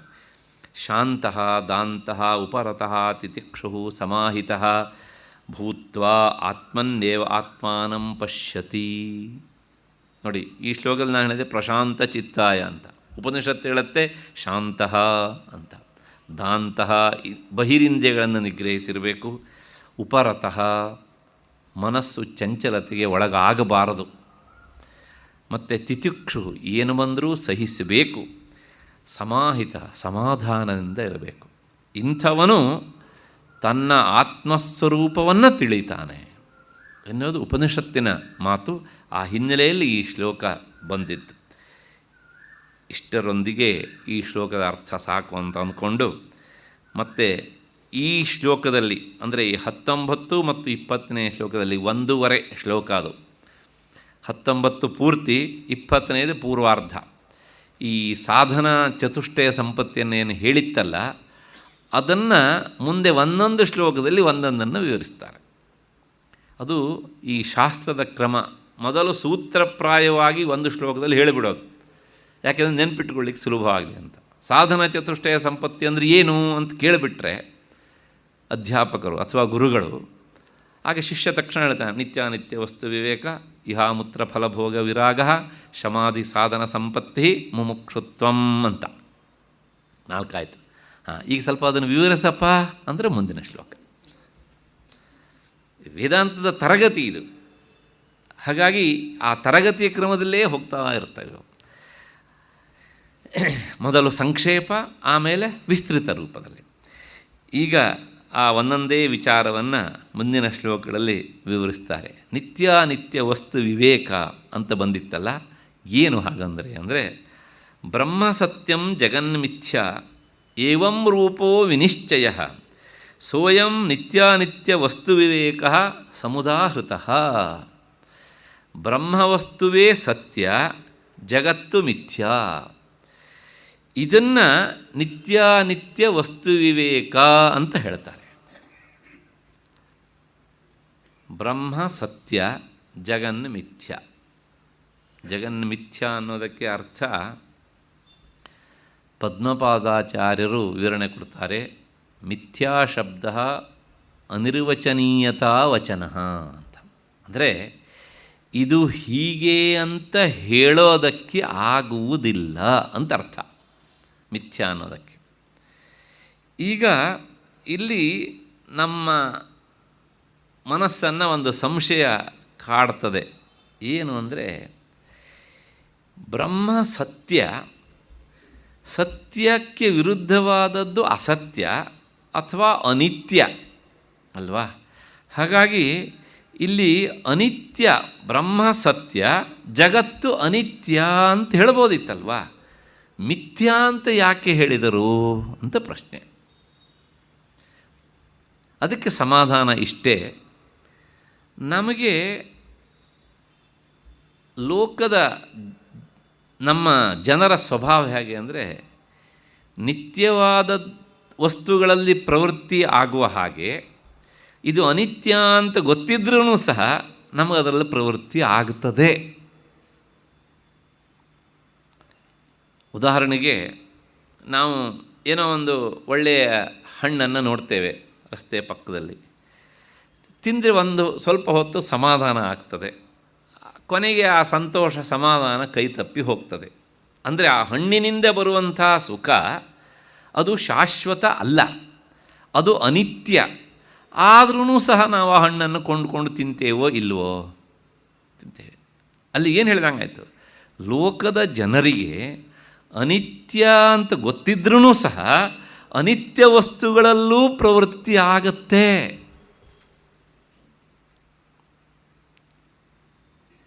ಆದ್ದರಿಂದ ಮಿಥ್ಯಾ ಶಬ್ದವನ್ನು ಹೇಳಿದ್ದಾರೆ. ಮಿಥ್ಯಾ ಅಂದರೆ ಏನು ಕೇಳಿದರೆ, ಇದು ಹೀಗೆ ಅಂತ ಹೇಳಲಿಕ್ಕೆ ಆಗದೇ ಇರುವುದು. ಉದಾಹರಣೆಗೆ, ಕನಸಿನಲ್ಲಿ ನಾವು ರಾಜನಾಗಿದ್ದೇವೆ ಅಂತ ನಮಗೆ ಕನಸು ಬೀಳತ್ತೆ. ಆ ರಾಜನಾಗಿ ನಾವು ಸುಖವನ್ನು ಅನುಭವಿಸ್ತೇವೆ. ಪಟ್ಟಾಭಿಷೇಕ ಮಾಡ್ತಾರೆ, ಪ್ರಜೆಗಳಿರ್ತಾರೆ, ಹಸ್ತಿ ಗಜ ತುರಗ ಏನೇನೆಲ್ಲ ಇರ್ತೇವೆ, ನಾವು ಚೆನ್ನಾಗಿ ಎಂಜಾಯ್ ಮಾಡ್ತೇವೆ ಕನಸಿನಲ್ಲಿ. ಸರಿ, ಕನಸಿನಿಂದ ಎಚ್ಚರ ಆಯಿತು. ಪ್ರಶ್ನೆ ಇಷ್ಟೇ, ಇಂತಹದ್ದೇ ಕನಸು ನಾಳೆನೂ ನನಗೆ ಬೀಳಲಿ ಅಂತ ಯಾರು ಬಯಸ್ತಾರ? ಹಾಗೆ ಅಂತ ಕನಸು ಕಾಣುವಷ್ಟು ಹೊತ್ತು ಅನುಭವಿಸಿದ್ದು ಸುಳ್ಳೋ ಸತ್ಯವೋ? ಸತ್ಯ, ಹೌದು ತಾನೇ? ಆದರೆ ಎಚ್ಚರ ಆದಮೇಲೆ ಅದೇನಾಯಿತು? ಬಾಧಿತವಾಯಿತು. ಜಾಗೃತ್ ಪ್ರಪಂಚದಿಂದ ಅದು ಬಾಧಿತವಾಯಿತು. ಇದು ಮಿಥ್ಯ. ಯಾಕೆಂದರೆ ಹಾಗಿದ್ರೆ ಕಂಡಷ್ಟು ಅಂದರೆ ಅನುಭವಿಸಿದ್ದು, ಕನಸಿನಲ್ಲಿ ಅನುಭವಿಸಿದ್ದು ಸುಳ್ಳೋ ಸತ್ಯವೋ ಅಂದರೆ ಅಷ್ಟರ ಮಟ್ಟಿಗೆ ಸತ್ಯದ ಅಂಶ ಉಂಟು. ಎಚ್ಚರ ಆದಮೇಲೆ ಇಲ್ಲವಲ್ಲ ಅಂದರೆ ಸುಳ್ಳಿನ ಅಂಶ ಉಂಟು. ಅಂದರೆ ಸತ್ಯ ಮತ್ತು ಸುಳ್ಳು ಮಿಶ್ರಿತವಾದದ್ದನ್ನೇ ಮಿಥ್ಯ ಅಂತ ಹೇಳೋದು ನಾವು. ಅದನ್ನು ಇಲ್ಲಿ ಸತ್ಯದ ಅಂಶ ಎಷ್ಟು, ಸುಳ್ಳಿನ ಅಂಶ ಎಷ್ಟು ಅಂತ ನಾವು ಎಕ್ಸ್ಪ್ಲೇನ್ ಮಾಡಲಿಕ್ಕಾಗೋಲ್ಲ. ಅದಕ್ಕೋಸ್ಕರ ಅನಿರ್ವಚನೀಯತಾ ವಚನ, ಅದು ಹೀಗೆ ಅಂತ ಹೇಳಲಿಕ್ಕೆ ಆಗೋದಿಲ್ಲ. ನಾವು ಪ್ರಪಂಚದಲ್ಲಿ ನೋಡೋದೆಲ್ಲ ಮಿಥ್ಯಾಭೂತವಾದದ್ದನ್ನೇ. ಅಂದರೆ ಏನು ಹೇಳಿದಂಗಾಯ್ತು ತಾತ್ಪರ್ಯ? ಅನಿತ್ಯ ಅಂತ ಗೊತ್ತಿದ್ರೂ ಮನುಷ್ಯನ ಪ್ರವೃತ್ತಿ ಆಗತ್ತೆ, ಆದರೆ ಮಿಥ್ಯಾ ಅಂತ ಗೊತ್ತಾದ ವಸ್ತುವಿನಲ್ಲಿ ಸುತರಾಮ್ ಪ್ರವೃತ್ತಿ ಆಗೋಲ್ಲ. ಅಂದರೆ ನಿನ್ನೆ ದಿವಸ ರಾಜನಾಗಿ ಅನುಭವಿಸಿದ ಕನಸಿನ ಅನುಭವ ನಮಗಿದ್ರೂ ಸಹ ಮತ್ತು ಇದೇ ಕನಸು ಬೀಳಲಿ ನಾವು ಬಯಸೋದಿಲ್ವಲ್ಲ. ಹಾಗೆಯೇ ಈ ಪ್ರಪಂಚ ಮಿಥ್ಯಾ ಆದದ್ರಿಂದ ಇಲ್ಲಿ ಪ್ರವೃತ್ತಿ ಆಗೋದಿಲ್ಲ, ಆಗಬಾರ್ದು ಅನ್ನುವ ದೃಷ್ಟಿಯಿಂದ ಬ್ರಹ್ಮ ಸತ್ಯಂ ಜಗನ್ ಮಿಥ್ಯಾ ಅಂತ ಹೇಳಿದ್ದು. ಅನಿತ್ಯವಾದದ್ರಲ್ಲಿ ಪ್ರವೃತ್ತಿ ಆಗತ್ತೆ, ಮಿಥ್ಯಾಭೂತವಾದದ್ರಲ್ಲಿ ಪ್ರವೃತ್ತಿ ಆಗೋಲ್ಲ. ಹಾಗೆ ಆಗೋಂತಿದ್ರೆ ನಿನ್ನೆ ದಿವಸ ರಾಜನಾಗಿ ನಾವು ಕನಸು ಅನುಭವಿಸಿದಲ್ವ, ಪ್ರತಿಯೊಬ್ಬರೂ ಸಹ ಮತ್ತು ನಾಳೆ ನನಗೆ ಅದೇ ಕನಸು ಬೀಳಪ್ಪ. ಎಚ್ಚರದಲ್ಲಂತೂ ರಾಜನಾಗಿ ಅನುಭವಿಸುವ ಫಲ ಭಾಗ್ಯ ಇಲ್ಲ, ಕೊನೆ ಪಕ್ಷ ಮತ್ತೆ ಅಂಥದ್ದೇ ಕನಸು ಬೀಳ್ತಾನೆ ಇರಲಿ ಅಂತ ಯಾರೂ ಬಯಸೋದಿಲ್ಲ ನೋಡಿ. ಯಾಕೆಂದರೆ ಅದು ಕನಸು, ಅದು ಹೀಗೆ ಅಂತ ಅಷ್ಟೇ. ಇಷ್ಟು ಮಾಡಿದ್ದನ್ನೆಲ್ಲ ಗೊತ್ತಾಗ್ಬಿಡುತ್ತೆ ಅದು ಬೇಡ ಅಂತ. ಹಾಗೆಯೇ ಬ್ರಹ್ಮ ಸತ್ಯಂ ಜಗನ್ ಮಿಥ್ಯಾ, ಇದು ವಿವೇಕ. ಅದು ಮಾತ್ರ ಸತ್ಯ, ಇದು ಮಿಥ್ಯಾ. ಹಾಗಾಗಿ ಮಿಥ್ಯಾಭೂತವಾದದ್ದರನ್ನು ನಾನು ಆಯ್ಕೆ ಮಾಡಿಕೊಳ್ಳಬಾರದು ಅನ್ನೋದು ವಿವೇಕ. ಇಷ್ಟು ಈ ಶ್ಲೋಕದ ಅರ್ಥ ಆಯಿತು. ನಿತ್ಯಾನಿತ್ಯ ವಸ್ತು ವಿವೇಕ ಮತ್ತು ಇಹ ಅಮೂತ್ರ ಫಲಭೋಗ ವಿರಾಗ, ಇಲ್ಲಿನ ಸುಖದ ಬಗ್ಗೆ ಮತ್ತು ಸ್ವರ್ಗದ ಸುಖದ ಬಗ್ಗೆ ಆಸಕ್ತಿಯನ್ನು ತಾಳಬಾರದು, ಅವುಗಳ ಬಗ್ಗೆ ವೈರಾಗ್ಯ ತಾಳಬೇಕು ಅಂತ. ವೈರಾಗ್ಯ ತಾಳಬೇಕು ಅಂದರೆ ಬಲವಂತವಾಗಿ ವೈರಾಗ್ಯ ಮಾಡಿಕೊಳ್ಬೇಕು ಅಂತಲ್ಲ, ಅದ್ರ ಬಗ್ಗೆ ವಿಚಾರ ಮಾಡ್ತಾ ಮಾಡ್ತಾ ಹೋದಾಗ ವೈರಾಗ್ಯ ಬರುತ್ತೆ ಅಂತ. ನಾನು ನಿನ್ನೆ ದಿವಸನೇ ಹೇಳಿದ್ದೇನೆ, ವೇದಾಂತ ಶಾಸ್ತ್ರವನ್ನು ಓದಿ ವೈರಾಗ್ಯ ತಾಳೋದಲ್ಲ, ವೈರಾಗ್ಯ ಬಂದವನಿಗೆ, ವಿರಕ್ತನಾದವನಿಗೆ ವೇದಾಂತ ಉಪದೇಶವನ್ನು ಮಾಡಬೇಕು ಅಂತ. ಹಾಗಾಗಿ ಯಾಕ್ರಿ ವೇದಾಂತ ಕ್ಲಾಸಿಗೆ ಹೋಗ್ತೀರಿ ಅಂತ ಕೇಳಿದರೆ, ವೈರಾಗ್ಯ ಬರಲಿ ಅಂತ ವೇದಾಂತ ಕ್ಲಾಸಿಗೆ ಹೋಗ್ತೇನೆ ಅಂತ ಯಾರೂ ಹೇಳಬಾರ್ದು. ಯಾಕೆಂದರೆ ವೈರಾಗ್ಯ ಎನ್ನುವುದು ಅದು ಕೃತ್ರಿಮತೆಯಿಂದ ಬರುವಂಥದ್ದಲ್ಲ. ಕೃತ್ರಿಮತೆಯಿಂದ ಬರುವಂಥದ್ದುಂಟು, ಯಾವುದೂ ನಿಲ್ಲಲ್ಲ. ನಮ್ಮಲ್ಲಿ ಈ ವೈರಾಗ್ಯದ ಬಗ್ಗೆ ಹೇಳಬೇಕಿದ್ರೆ ಕೆಲವು ಮಾತುಗಳಿಗೆ ಪುರಾಣ ವೈರಾಗ್ಯ ಅಂತ. ಪುರಾಣ ಕೇಳ್ತಾ ಕೇಳ್ತಾ ವೇದಾಂತ ವಿಚಾರ ಕಿವಿ ಮೇಲೆ ಮತ್ತೆ ಮತ್ತೆ ಬಂದು ಬೀಳ್ತಾ ಇದ್ದಾಗ, ಅಯ್ಯೋ ಹೌದು ನಾನು ಹಾಗೆ ಆಗಬೇಕು ಅಂತ ಅಷ್ಟು ಹೊತ್ತು ಬರುತ್ತೆ. ಆಮೇಲೆ ಪುರಾಣ ಕೇಳಿಕೊಂಡು ಒಂದೊಂದೇ ಮೆಟ್ಲು ಇಳಿದು ಆಚೆ ಹೋಗ್ತಾ ಹೋಗ್ತಾ ಇದ್ದರೆ ಆ ಮೆಟ್ಲು ಒಂದೊಂದೇ ಇಳಿಯುವ ಹಾಗೆ ವೈರಾಗ್ಯ ಉಳಿದೋಗ್ಬಿಡುತ್ತೆ ನಮಗೆ. ಇವೆಲ್ಲ ಕೃತ್ರಿಮತೆಯಿಂದ ಬಂದದ್ದು. ಹಾಗೆ ಸ್ಮಶಾನ ವೈರಾಗ್ಯ, ನಮ್ಮವ್ರು ಯಾರನ್ನೂ ನಾವು ಕಳ್ಕೊಳ್ತೇವೆ, ಆಗ ಅಂತ್ಯ ಸಂಸ್ಕಾರಕ್ಕಲ್ಲಿ ಹೋಗ್ತೇವೆ. ಹೋದಾಗ ನಮಗನಿಸುತ್ತೆ, ಛೇ ಎಲ್ಲರೂ ಒಂದು ದಿವಸ ಇಲ್ಲಿ ಬರೋವ್ರೆ. ಚೆನ್ನಾಗಿ ವೇದಾಂತ ಹೇಳ್ತೇವೆ ನಾವು. ಆವಾಗ 3 ದಿವಸ ಕಣ್ರಿ ನಮ್ಮ ಬದುಕು, ಕಳೆದಿದ್ದೆಲ್ಲ ನಿನ್ನೆ, ಇನ್ನಿರೋದೆಲ್ಲ ನಾಳೆ, ಈ ನೋಡ್ತಾ ಇದ್ದೇವಲ್ಲ ಇದು ಇವತ್ತು ಅಂತ. ವೇದಾಂತದ ಕೆನೆ ನಮ್ಮ ಬಾಯಿಂದ ಉದುರ್ತಾ ಇರ್ತದೆ, ಸುರಿತಾ ಇರುತ್ತೆ. ಆದರೆ ಅದರ ದಾಟಿ ಈಚೆ ಬಂದ ತಕ್ಷಣ ಮತ್ತು ಪುನಃ ಯಥಾಪೂರ್ವಂ ಮೊದಲಿನಂತೆಯೇ. ಇದು ಸ್ಮಶಾನ ವೈರಾಗ್ಯ. ಹಾಗೆಯೇ ಒಂದು ದಿವಸ ಆಕಂಠ ಪೂರ್ತಿ ಊಟ ಮಾಡಿಬಿಡ್ತೇವೆ. ಅವತ್ತು ಇಡೀ ದಿವಸ ನಮಗೆ ಆಹಾರ ನೋಡಿದರೆ ಏನೋ ಒಂಥರ ಜಿಗುಪ್ಸೆ, ಜೀವಮಾನದಲ್ಲಿ ನಾನಿನ್ನು ಊಟನೇ ಮಾಡೋದಿಲ್ಲ ಕಣ್ರಿ ಹೀಗೆ ಅಂತ. ಯಾವುದೇ ಫಂಕ್ಷನ್ಗೆ ಕರೆದು ನಾನಿನ್ನು ಬರೋದಿಲ್ಲ ಅಂತ. ಎಷ್ಟು ದಿವಸ ಅಂದರೆ ಮುಂದಿನ ಫಂಕ್ಷನಿಗೆ ಕರೆಯುವ ತನಕ ಅಷ್ಟೇ.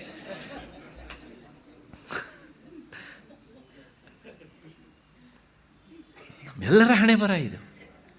ಹಾಗಾಗಿ ವೈರಾಗ್ಯ ಅನ್ನೋದು ಕೃತ್ರಿಮತೆಯಿಂದ ಅಲ್ಲ,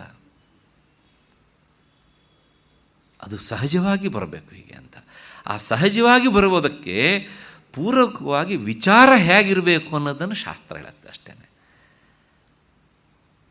ಹಾಗೆ ಅಷ್ಟು ಹಿನ್ನೆಲೆಯಲ್ಲಿ ಆ ವೈರಾಗ್ಯ ಹೇಗೆ ಅಂದರೆ ಐಹಿಕ ದೇಹಾದಿ ಭೋಗ್ಯ ವಸ್ತುನಃ ದರ್ಶನೇನ. ನಾವು ಈ ಭೌತಿಕ ಪ್ರಪಂಚದ ಭೋಗ್ಯ ವಸ್ತುಗಳನ್ನು, ಅಂದರೆ ನಾವು ಯಾವ್ಯಾವ ವಸ್ತುಗಳನ್ನು ಸುಖ ಕೊಡ್ತೇವೆ ಅಂತ ನಾವು ಆಯ್ಕೆ ಮಾಡಿಕೊಂಡು ಅನುಭವಿಸ್ತಾ ಇರ್ತೇವಲ್ಲ, ಅವುಗಳನ್ನು ನೋಡಿದಾಗ ನಮ್ಮ ವೈರಾಗ್ಯ ಬರಬೇಕಂತೆ. ಈ ವಸ್ತು ನನಗೆ ಎಷ್ಟು ಹೊತ್ತು ಸುಖ ಕೊಡ್ತದೆ ಅಂತ. ಇದನ್ನೆಲ್ಲ ಇಷ್ಟು ಆಳವಾಗಿ ವಿಚಾರ ಮಾಡಿದರೆ, ಮಾಡುವಂಥ ಜನರು ಇದ್ದರೆ, ಇವತ್ತು ಬೆಂಗಳೂರಂಥ ಸಿಟಿಗಳಲ್ಲಿ ಮಾಲುಗಳು ಮತ್ತು ದೊಡ್ಡ ದೊಡ್ಡ ಈ ವ್ಯಾಪಾರದ ಉದ್ಯಮಗಳು ಹುಡ್ತಾನೆ ಇರಲಿಲ್ಲ.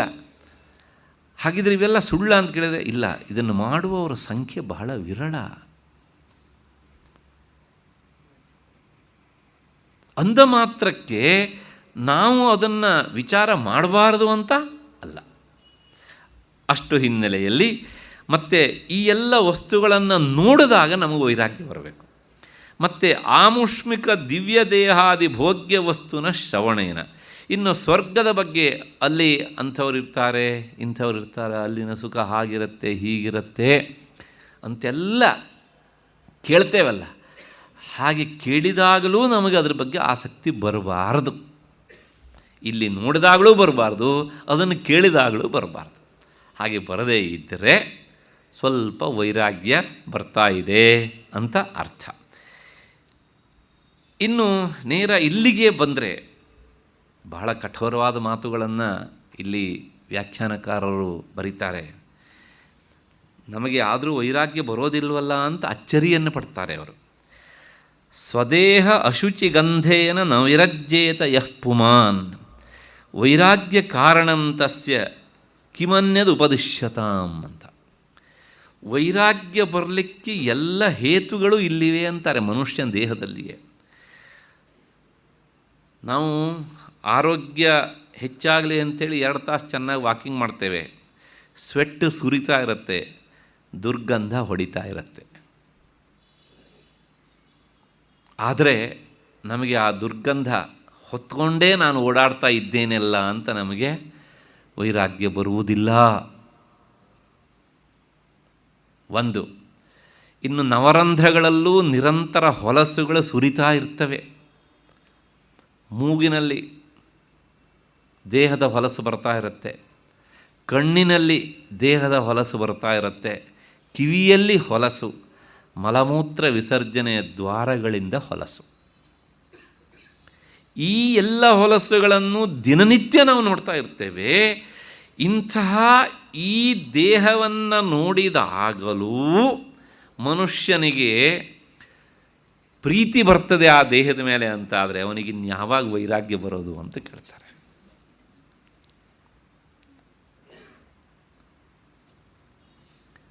ಇದು ಅಪ್ರಿಯ ಆದರೆ ಸತ್ಯ.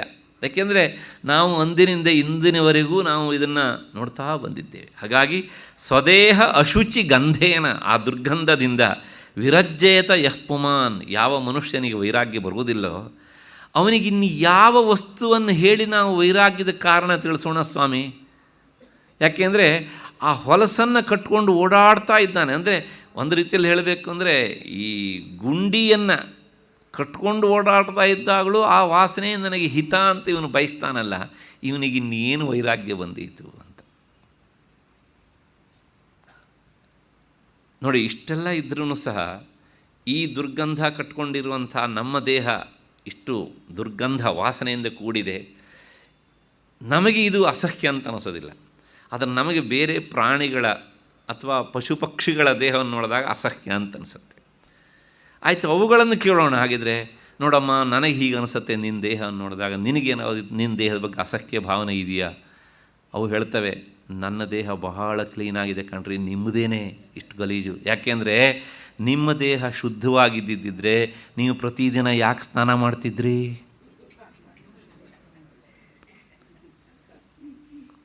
ನಮಗೆ ಹಾಗಲ್ಲ.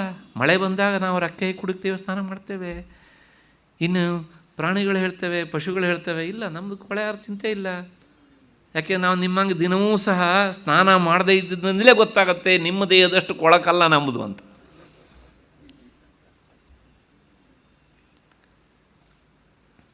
ಯಾವನೋ ಒಬ್ಬ